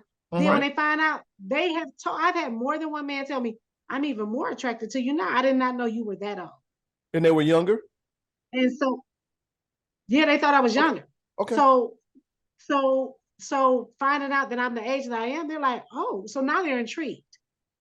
Like, well, damn, so there's something that goes with that, where they're a little bit more, and I said the word obedient, but that's what I mean. Like, they're willing to listen to you more. And if you say, I need this and I need that, okay, I hear you. Whereas a man who is my peer or who is my age or older than me, they already think they know what I need. They already think they know. So that might be, so that and they almost, hence the reason they're not at all. Yeah, I mean, they still in awe. But it's just a different type of, it's in a different way. So I think maybe when women say they're getting their groove back and they're dating younger men, it's the stamina and it's the awe. It's the awe. A lot of younger men are in awe for younger women or for older women who are very attractive and who look younger. And then, of course, you already know, I'm sure you all have already figured out that women, we reach our sexual peak at like 40. So for us, it's like what you were thinking and what you were feeling at 19, we feel that at 40. Yeah, for facts. Facts. So some of our counterparts, some men who, when they hit 40 to 50, or 40 and beyond, except for apparently Reg, they slow down, and so for us, it's like, well, I don't know why God did it like that, where it's like, we're 40 and we're here, y'all 19 and y'all here. And it's like, those ages don't match up, but that's what it is. It's the stamina, mostly. I think it goes back to the pleasers versus the non-pleasers. Again, if I didn't know, it's in most cases, it's a choice. Some men aren't able to, cut the mustard, if you will. But I think more than anything, I learned for me, as I get older, I get better. Absolutely. And that's in all facets. That's in all facets of my life.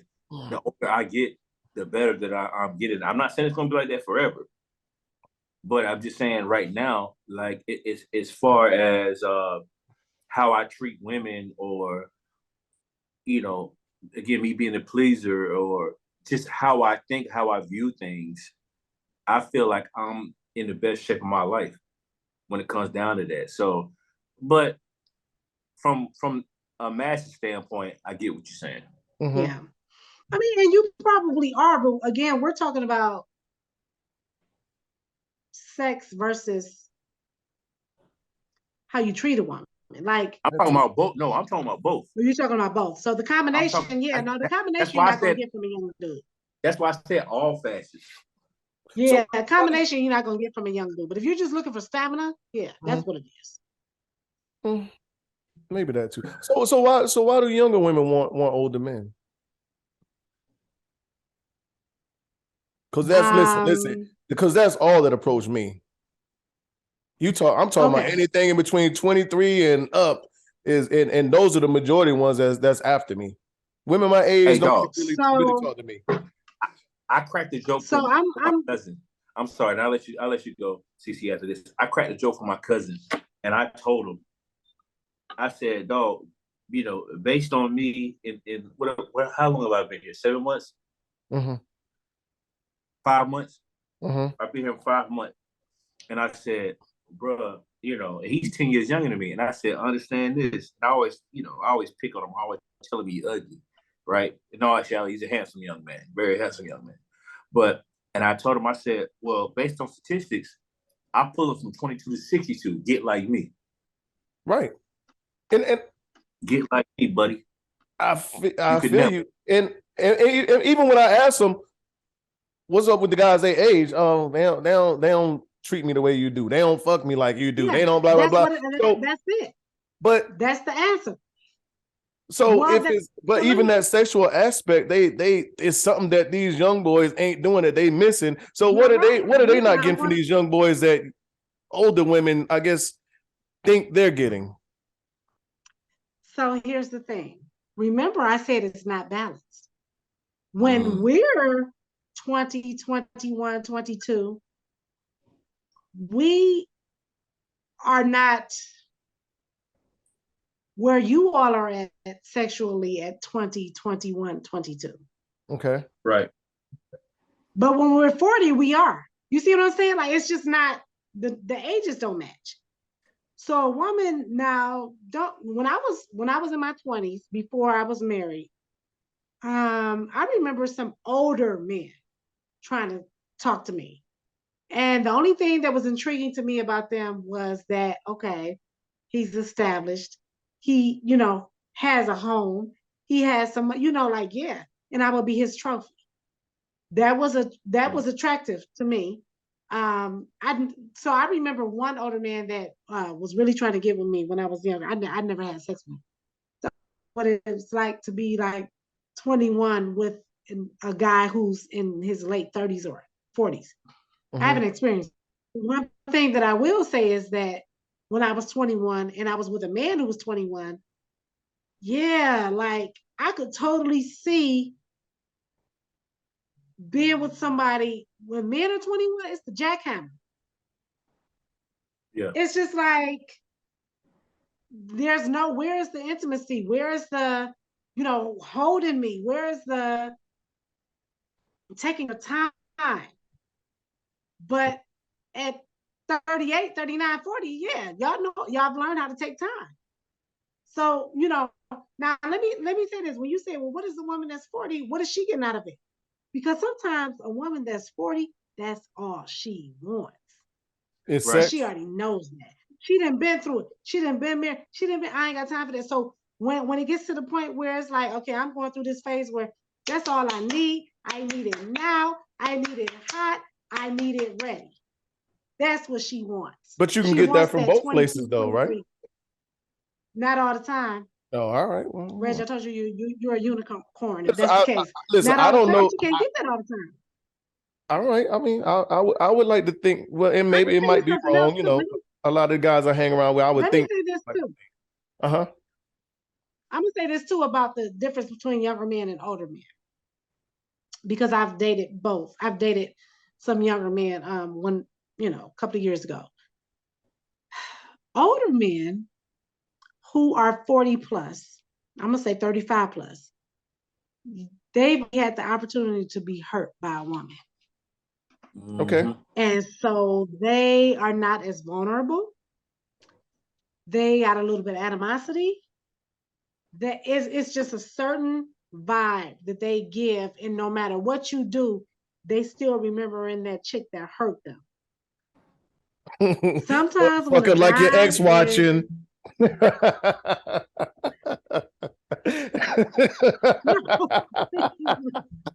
mean, that's very serious. That's the saying. The guys who are younger, I'm gonna say 25, maybe even 25 to 35.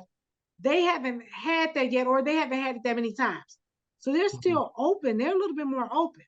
When I dated younger guys, I mean, I never dated anyone in their 20s when I was, single this last time around.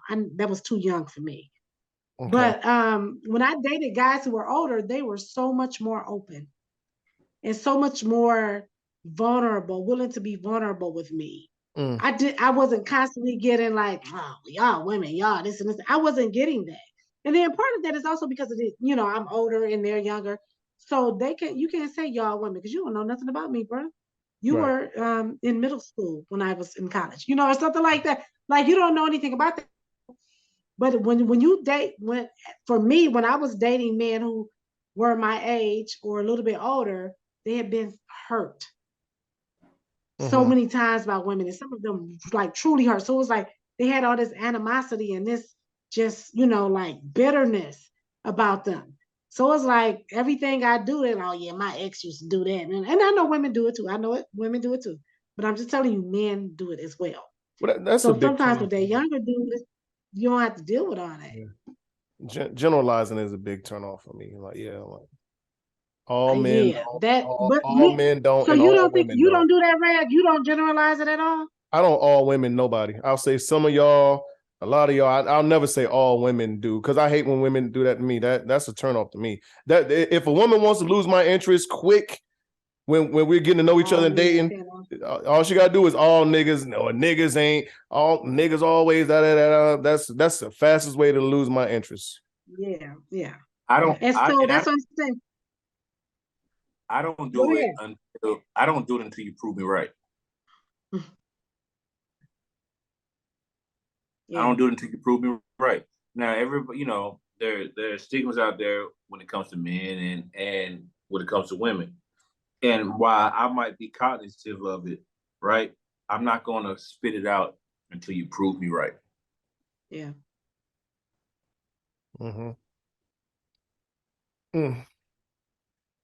That was a good conversation. I like that one. So me and Dre, I asked Dre to ask this question to a couple young women, and it was basically if you had a choice of any woman in the world, and we was gonna have a threesome, who would you pick? What was you told, Dre? I was told Tiana Taylor. Okay. I was told SZA. Okay. And I was told Kalani.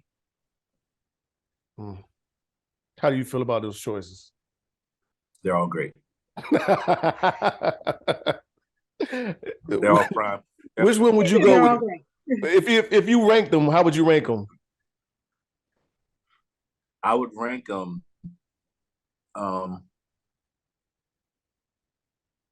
Tiana Taylor, SZA, Kalani. Okay. Wait, so 1 to 3 or 3 to 1? No, from best to worst. Yeah. Okay. Tiana Taylor will be my first. SZA will be my second.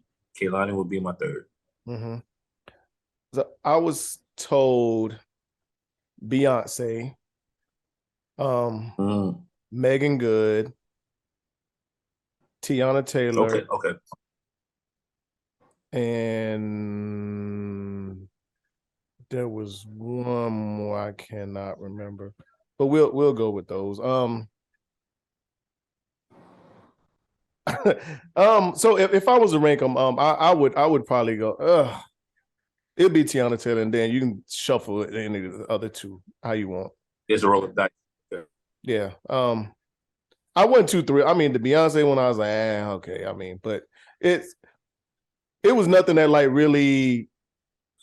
I mean, Beyonce is very beautiful, gorgeous, attractive woman, but of course. Just, I mean, in that capacity, sexual wise, threesome, I was like, I might just be good off of Beyonce. I don't know. Well, I didn't even say, like, I read your text and I didn't say anything. I just asked a question. I didn't give any feedback. Yeah. Me neither. I got answers, and that was it. So, yeah. So the consensus is Tiana Taylor is number one overall draft. Yeah, for me, she's very sexual. Very sexual. Yeah. And I think 100%. That's the reason. Yeah. And I know the I know the backstory on her. You know what I mean? Allegedly. She doesn't have many miles. Sorry. Wait, she doesn't have what? What did you say? Many miles. Oh. Many miles. Yeah. Okay. that that matters to me, but I mean, it is a plus. Oh, that was my other one, Sweetie. Now, I know that's a favorite of yours. That's a favorite of mine. I'm surprised you forgot that. So the person that said Tiana Taylor, she also said Sweetie. She said Sweetie and Tiana Taylor. I also got that the same person that told me Tiana Taylor told me baby girl, what's the wrestler's name who was dogging out Bow Wow? Told Bow Wow he wasn't enough. Jade. Yeah. Jade. Also told me too. Yeah. And so I'll ask you that hypothetically, CC. We don't need to know or care if you're into women or not. But so if you was going to give your man a threesome and you could pick any woman in the world, just this one time, give your man this threesome, what woman would you pick? Look at her face. Like, shit, y'all got me fucked up. Yeah. And hopefully he ain't listening to get no ideas, right? I am not attracted to women. I know. This will be difficult for me because I'm not attracted to women. But there are women that you think are beautiful. Nah, but I got that also, Reggie. Yeah. I got that also. One woman that I did ask, she said, yo, this is really hard for me because I don't see women in that light. There's plenty of women in the world, but I just don't see women in that light. And I got that too. I'll say this. So this is what the one that picked Megan Good told me that. And I was like, what I'm going to say is I'm not attracted to women. However, if I was in that position, I had to choose someone. I would choose someone that's equal to me. I ain't choosing no damn Tiana Taylor. Okay. She ain't coming in my mouth. Okay. I know she fine. She cold as hell. I know Tiana's cold. Okay. She ain't coming in my bedroom. Mary J. Blige, Taraji, somebody that's my age. Ain't no Tiana Taylor coming. Or Saweetie, none of them. Nope. It's gonna be Mary J. Taraji. It's gonna be an auntie, huh? Gabrielle Union, somebody like that. Cece, your first answer. That's so funny because the young lady who told me she couldn't choose, you know, her first response was? What? She said, shit, my motherfucking home. Right, exactly. That's what I'm saying. My me. She said a clone of her. Me. That's what she told me. She said a clone of her. So the one that told so it's funny because the one that told me that, she said, well, if I had to, it would probably be someone I knew close, like a close friend or someone I knew that ain't gonna run their mouth. Oh, no, I know they're this, they're that, or whatever else. And I'm like, okay, we overthinking it now. Like we just like, no, I ain't choosing a close friend, but I would choose somebody who's equal to me. That's why I said a Mary J, a Taraji, who else? You feed into that narrative we just talked. King, somebody like that. You feed into that narrative we just talked about, though. So you would say, "Fuck the younger woman. Let me get an auntie like me." Is that what you're saying? Nigga, why? About my so what's this younger girl? What's this younger girl doing that you think that you think you ain't gonna do? It ain't about what she doing. I know y'all visual. Oh, I can't stand next to Tiana Taylor butt naked. What? I got you. Okay. I look great, but I know you like Tiana Taylor. All right. Listen. Whoever I'm with, and they bring Sweetie in, it's gonna be a hard day. Well, I get it. I know what my man is attracted to. Okay. So if I was in that position, I know what he likes. So I would choose someone that is to his liking because I'm not attracted to women. So it ain't for me. If it's for him, I'm gonna choose someone that's to your liking. I'm not gonna, so I definitely would do that. Okay. If I was ever in that position. Cece, I tell you what, you said somebody like you. And my hat is off to you because you said you said some heavy hitters right there, Mary J and Taraji. Listen, like you, okay. All right, he's gonna think the hell out of you. Hey, she said somebody like me, Taraji P. I mean, I'm just saying. Hey, look, I ain't mad. I think I could give Taraji and Mary J a run for their money. I ain't mad at you. Me neither. And he gonna thank the hell out of you for any of those picks, because I don't think you can go wrong with any of those picks. Hell no. Especially Mary, especially the way Mary looking these days. Yeah, that's my girl. But yeah, I know what he likes, so I definitely would, choose that. All That's right. cool. Let's jump into the unapologetic truths real quick. What is your definition of a spouse? Let you go, CC. Wow, a spouse. I don't think anyone has ever asked me that. But I would have to say, number one, a partner. You stole the words in every sense of the word. Every sense of the word, a partner. A companion. A lover. And your person. The person who is your person. Like, at the end of the day, if don't nobody else care about me, if don't nobody else check on me, my dog got me. That's my person. That's my person right there. Okay. That's your spouse. Okay. Got it. For me, I'll say the definition of a spouse is from my thought. So that's my dog. That's my best friend. Like I'm gonna echo everything that Cece said, man. You know what I mean? And I think more importantly, also is that it's something that Cece also said earlier was that I can be 100% me, good, bad, or indifferent around that person. Yeah. Right. That's a spouse to me.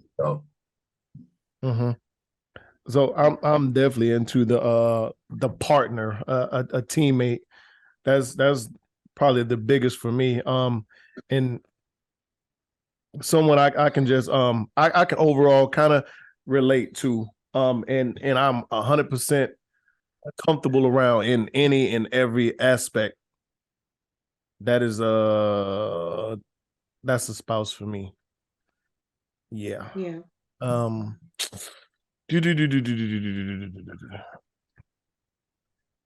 This question is kind of funny.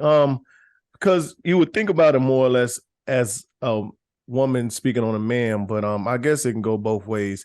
Is your partner supposed to make you feel safe? Absolutely. 100%. And it has nothing to do with the man or the woman. Absolutely. I totally agree. Yeah, it has nothing to do with that. For me, in different ways, obviously. Well, no, I'm gonna go against that. I need my partner, my woman, to make sure that she got to have a little bite to her. You know what I'm saying? He has to have a bite.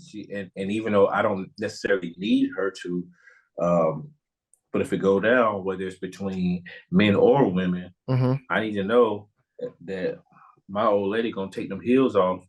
You know what I'm saying? Put a knot in that dress and say, "Shit, I'm with all that." Right. I'm with it. What we doing? Right. Yeah. I agree. So that's yeah. I don't think is because you mainly always hear that a man is supposed to be a protector. I think your woman should be that as well. Because you don't play about me. You're not always on your A game. Don't play about me too. Yeah, that's absolutely. Don't play about me. Even if it's irritating, because I've been in situations where it's been irritating. I've been really irritated when I've had to tell my lady, like, hey man, you don't gotta be all, hey, put your tuck your tail a little bit, you know what I mean? Your ears sticking up, your fangs coming out, right? But later on, I can't, and it was irritating, but later on, I can appreciate it because that let me know, like, she like, nah, you with me, you me.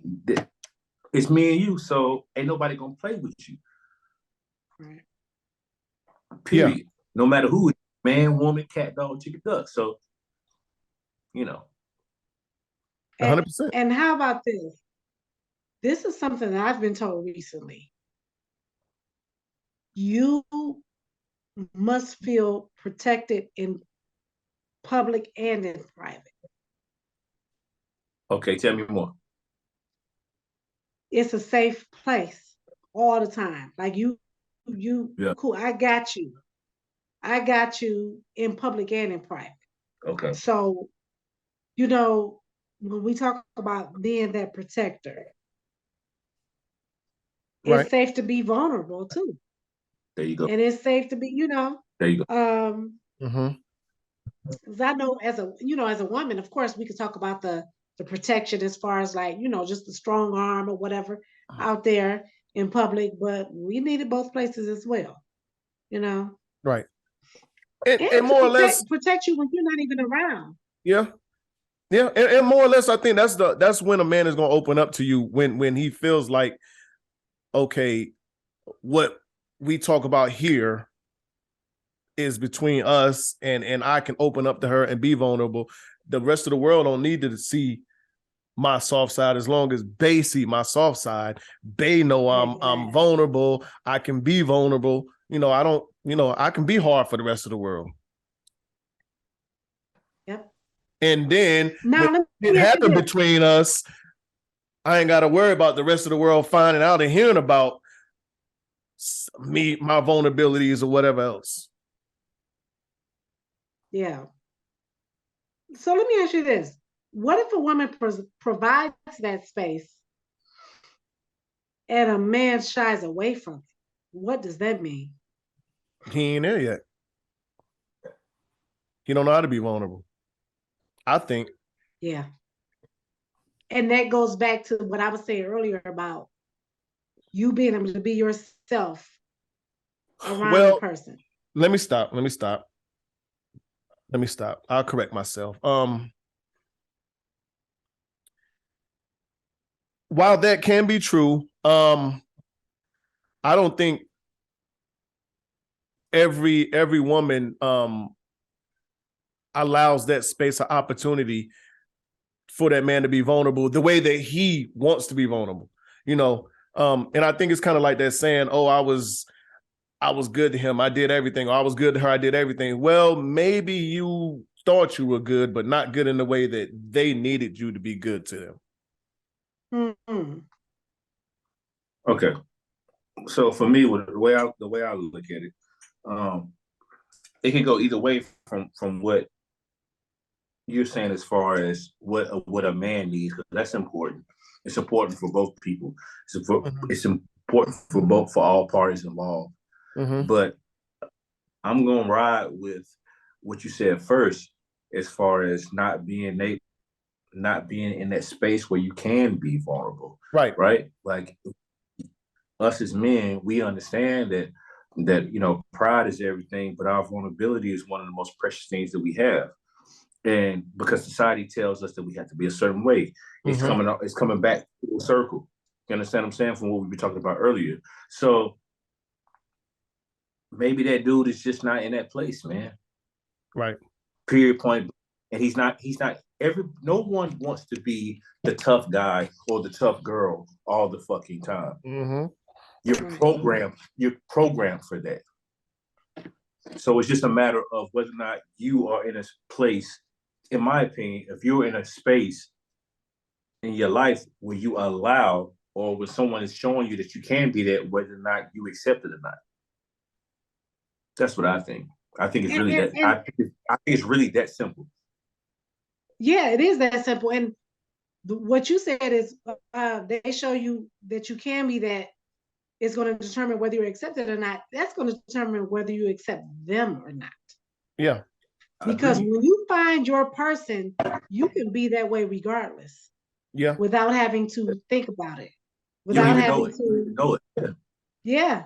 Absolutely. And that's what I'm saying. I've been in situations before where I know I have been that sounding board for a man and being that protective space, and I thought I was letting him know that this is a safe place. You can be vulnerable with me. But I can also tell, I'm very good at reading people. So I can also tell when you're not giving me that. Okay. So if you're holding back, then Why do I keep saying, no, I'm not going to beg you? Like, no, share with me. Be vulnerable. Tell me. So at a certain point, I got to say, I can't be myself with this person because the me who I am, I want to pull that out of you. I'm going to let you know this is a safe place to land.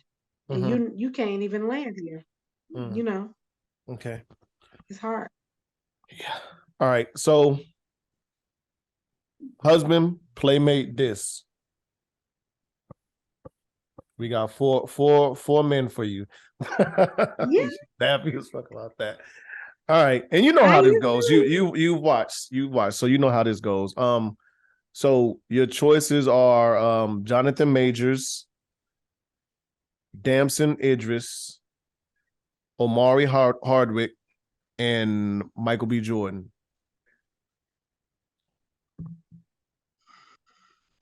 So who should I start with? Who I'm throwing away? However you want to give it to us. Yeah. However you want to do it.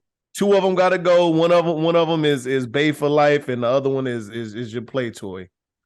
I think I know who's going. I can tell you right now. See, so me too. You haven't. None of those men on that list would be Bae for life for me.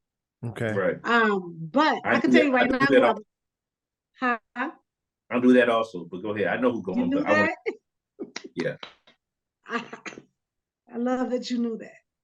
Mm-hmm.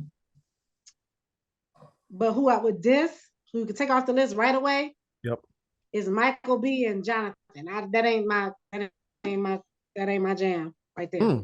Okay, they cool. I respect them. I love them. I watch, but that ain't my jam. I didn't think that. I didn't think that either. So Michael B. Jordan and Jonathan Majors. Jonathan. So so Creed can go. Creed 3 can go. So why? Tell us why real quick. Get out of here. Huh? Tell us why real quick, if you don't mind. Well, first of all, Jonathan he would never, I wouldn't even say hello to him. Okay. If I met him in public. Michael B. Jordan is very attractive. I think he's cute, but he's just not my type. Okay. Nothing against him, if he was the last man on earth, yes. Jonathan, he was the last man on earth, I guess we would just be done because we just would be done. Okay. Said the last man on earth. However, if I had to choose from the two that were left over, I don't even know what was his name. Snowfall. Yep. Woo, Lord. Him and Omari Hardwick. He definitely would be the playmate. Snowfall would be the playmate. No shit. Yes, but Omari would be the playmate too. No. We might have to Omari too. But Omari would, out of those choices you gave me, he would be Bae for life out of all of them. But he really is just a playmate for me. Okay. But I like him. I do like him. I do like him. But he's my speed. He's my type. Okay. If I had a type. All right. Okay. But that's Snowfall? That's no. Oh, Lord. That's Snowfall. Franklin. I don't even know his real name. You fucked me up with that. I'm sorry. Yeah. I thought he was going to be the first one to go. Yeah. I thought him and Jonathan Majors was going to go, honestly. No. Yeah. You thought what? I thought him and Jonathan Majors was going to go. I thought Snowfall and Jonathan B. Jordan was going to get up out of there. Yeah. Okay. Listen, in a former life, I used to love me some dark chocolates. All right. Love it. All right. Okay. Yeah. Okay. No. I like him. All right, cool. All right. He just needs to not talk. I don't like the accent. You ain't with it? I ain't with the accent. I say the same thing for Idris. His real, the way he... Idris is cool. He keeps his mouth closed. So his real speaking voice, or the country when he tries... Okay. So you're not with the UK shit? Okay. Nah. All right. They cool, but if I'm trying to get in the mood, I don't need that British accent. That's too proper. I need some... If I'm trying to get in the mood, I'm going to need that Omari nigga. Power. I'm gonna need that Omari from Power. I'm gonna need Ghost. Yeah. Okay. Yeah. Franklin Saint. That's funny. That's funny. Really? Yeah, like it's fun. Okay, but I get it. I stand corrected. Dre, what numbers you got? Give me 2. Whew. Give me 3. Give me 5 and 6. 2 is Coco Jones. That is Hillary off Bel Air, right? That's Hillary off Bel Air. 3, Lala. You said 5 and 6? 5 is Angela Lewis, which is Louie off of Snowfall. 6 is, I don't know how to pronounce her name. Phoenicia Hedera. Oh, Bumpy Johnson's wife on Godfather Harlem. Harlem. Yeah. All right. So wifey would be Coco Jones. I knew it. Yeah. Wifey would be Coco Jones. Playmate would be Lala. And the other 2 got to walk the plank, buddy. The other 2 got to walk the plank. But wifey is definitely going to be Coco Jones because that is a beautiful black Nubian brown skin, dark skin. That is a pretty woman, though. And Lala, I gotta know. Yeah, I gotta see what the hype is. Yeah, Lala, I gotta know. I have to know. So that's why she's my playmate. Why you say Lala for wifey? No, so here's the thing. Like I fuck with Lala. I fuck with Lala. However,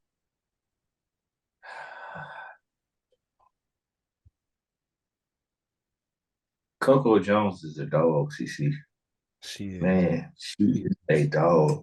She is. She's a I love to hear that. I love that skin and them lips. Oh my God. She is a cutie. She's gorgeous. She's gorgeous. I love that skin and them lips. Oh my God. It ain't nothing like a pretty chocolate. And listen. And here's the thing. And I know for a fact if I'm upset, if she fucks up and I'm upset, and she makes it and she serenades me with a with a one.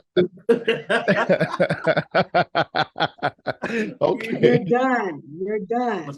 Yeah, I'm done. CC. I'm done. All right. I'm just keeping it real. Call it what you want.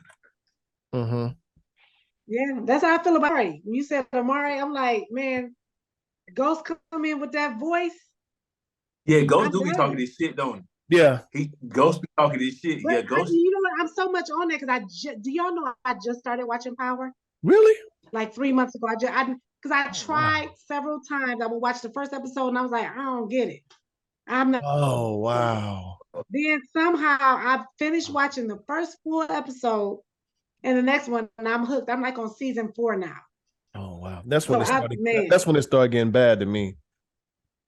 Maybe so, but Ghost still in his prime, so I don't care. Once he started chasing Angela every episode, I was like, oh, all right. Yeah. You started been doing that. Yeah, I was like, guess what, and I know you got to go too, Reggie, but when I first started watching that, it's so funny that I started watching that, right? But because when I start watching that, at the time I was dealing with a Latina, right? It just so happened. It's so funny. I was dealing with a Latina, and she could relate, but she really couldn't. So she got into it because she was like, well, damn, this kind of in her own mind. And I understand why. She's like, damn, like this is kind of you and me on some real shit. Like, Okay. This is kind of like us. So while I realized that, and she said it, that's what really locked me into Power, honestly. Mm-hmm. Yeah, and it's good, and I got nothing against Angela. I just thought the writing got real lazy in that fourth and fifth. Well, after that, kind of, sort of, but yeah. All I right. believe that. You know what made me start watching it? Because I first watched Raising Kanan. I love Raising Kanan. Oh shit! So Okay. I watched that first. So that ain't then bad. I got so into that. My daughter was like, "You gotta, if you like that, you gotta watch Power because that's the beginning." And I was like, "What?" Yeah.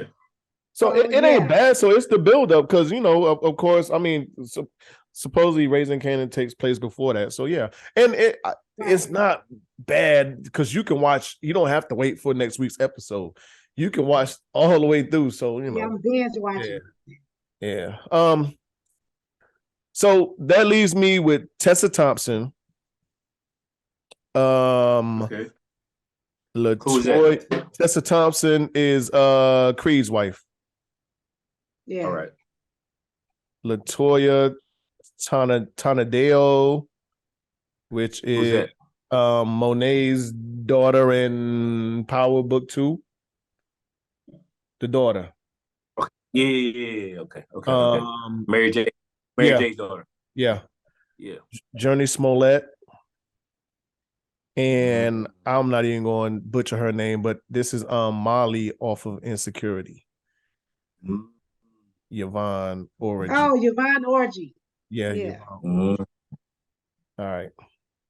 She ain't bad either. Yeah, I like it. No, not bad, but I like all my numbers. Huh? I like all my numbers.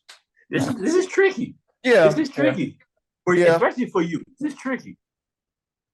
I don't know where to go with this one for you. Me neither. Me neither, honestly. Journey's gone. She's out of here to begin with. Journey Smollett don't do it for me, really. Really? I love her, man. Yeah. I love that motherfucker. Anyway, that's not about me. And I mean, she's cool, but she just, she ain't. Wow.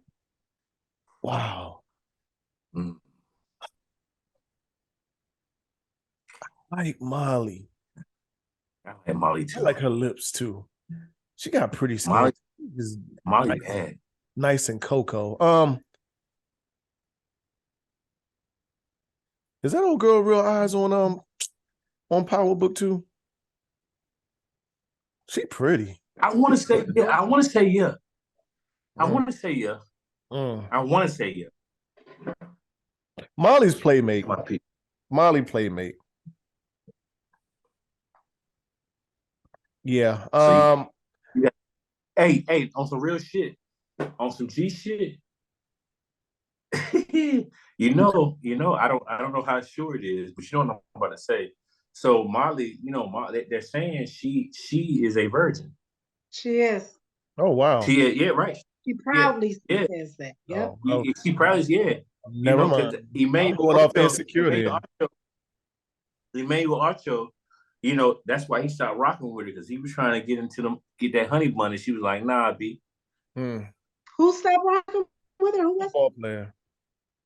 It's a former football player who's on Fox Sports now, and they were dating. And he wanted a test drive, and she was like,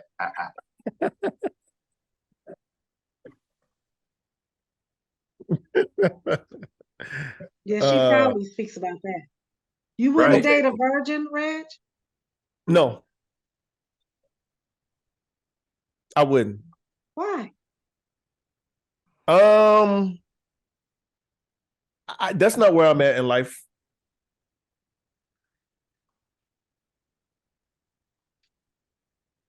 Okay. It's not. I mean, honestly, my show, so I ain't gonna ask no questions. No. I mean, so I'll go into it a little bit. I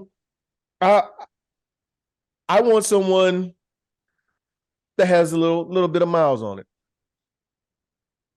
Has some type of experience. That's what I so that's what I want, and I guess I could say I feel like I need that in my life, far as in someone that, because I'm not necessarily, I'm looking for someone, like I'm past the, I'm just fucking phase. Like whoever I'm with is the person I'm trying to be with for the rest of my life. Yeah, Red? I need. Tell him, Red. Fuck around. I need a little mileage on that thing, and I need. Tell him, Reggie. God damn it. If you come around this motherfucker, hey, shit. Welcome to Death Row. Tell him, Reggie. Welcome to Death Row, dude.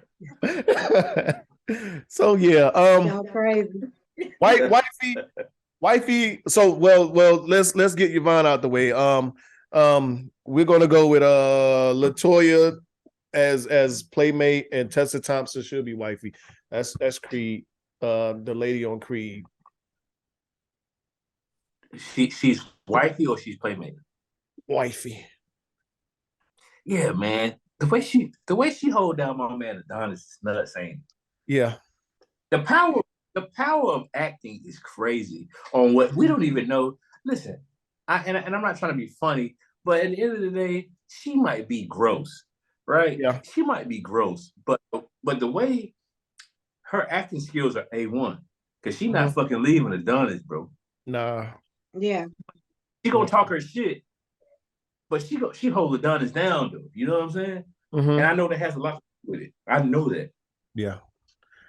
I want to read this to y'all real quick, and we ain't got to talk about it. Y'all can just think about it, and we can get up out of here. But I saw this thing. It was from this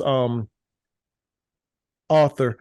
He specializes in studying men and women and just the dynamic, of them and different changes and whatever else. But he said, men think with logic first, women think with feelings first. Ask a man how he feels, and most of the time his response will start with, I think. Ask a woman what she think, and chances are she'll start with, I feel. Yeah. He said not all the time, but the majority of the time, that's how. I'm fucking with that. I'm fucking with that. All right, we can talk with that from experience. I'm fucking with that. You want to talk about that next week? I can see some truth to that. Yeah, I can see that. Okay. I can see it. I just I wanted to share that with y'all though.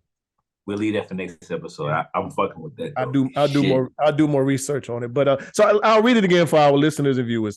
He said, men think with logic first, women think with feelings first. Ask a man how he feels, and most times his response will start with, I think.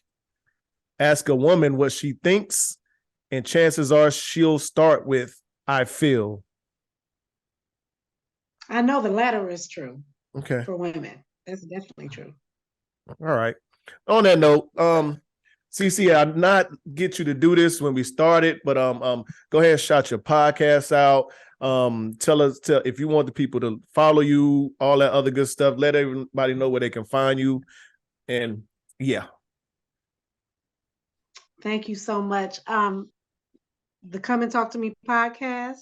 It can be found on Spotify, Anchor, Google Podcasts, iTunes, everywhere you can find any other podcast. And I have 60 episodes.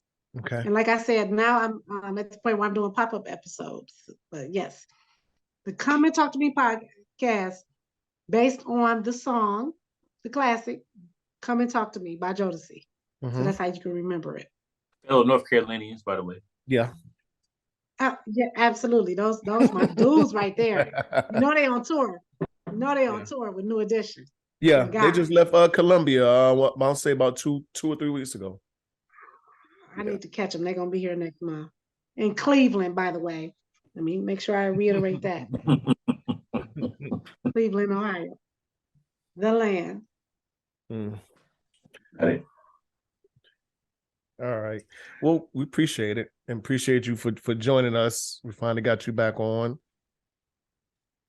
We had real. I enjoyed last time you was on. It was you and your sister. That was a good episode. Yeah. That was a good episode. We had fun with that one. For sure.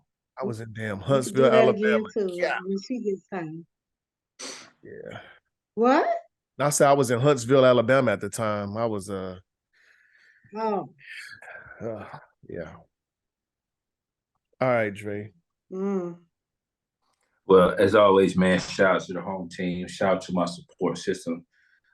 Shout out to you, CC. We appreciate it so much for you coming on and making some time for us. Like you said, I know you had everything you got going on right now. You know, taking time out from your spring break and you know your busy schedule from making sure that you're doing your part in society to making sure that our youth are getting the best education and, you know, putting them in a position to win. So we really appreciate that. I personally appreciate it for sure because I know it's tough, right? So thank you so much. Shout out to you, Big Dog, for keeping this thing afloat, man, and making sure that everything's Trump tight and everything's in order, dog, and making this thing really, really easy for me. Busy schedule. And as always, myself, Reg, and CC, we may not be subject matter experts on mental health, but understand that it is real. Before you harm yourself or harm others, please tap into our individual IGs and or Facebook, and we will get you the help that you need. Other than that, Big Dog, you want to know what's going on with me? Different toilet, same shit. All right.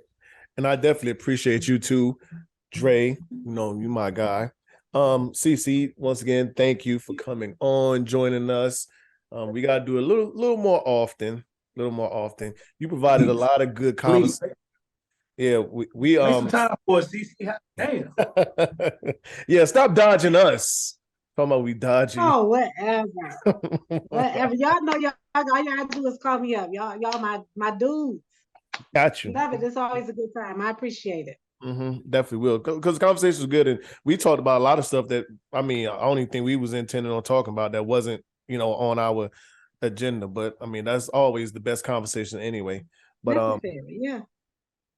I want to tell my babies I love them, my mom I love them, all my friends I see y'all. Thank y'all for the love and support, and everybody that watches, views, all that good stuff. We appreciate the love and support, and for just, you know, checking in with us, and you know, helping us, you know, find that will to just want to keep doing this, and you know, because it takes a lot, as we always say, to just it don't take a lot to get up here and talk, but I mean, it makes it even, you know, more enjoyable when it's people that actually are looking to see what you're gonna talk about this week. Like, let me find out what they got on this episode. So I really enjoyed it and I appreciate it. It's time to monetize, Dre. We need to go ahead and start making some money off this shit. But yeah, we'll figure that out. Clever bit though. But I appreciate everything and that you know comes our way from this. It definitely helps out a lot. And we thank y'all. As always, unapologetic when unfiltered. Another episode in books. Dre, Reg, CC, appreciate you. We are out of here. Thank y'all for tuning in. We'll see y'all next week.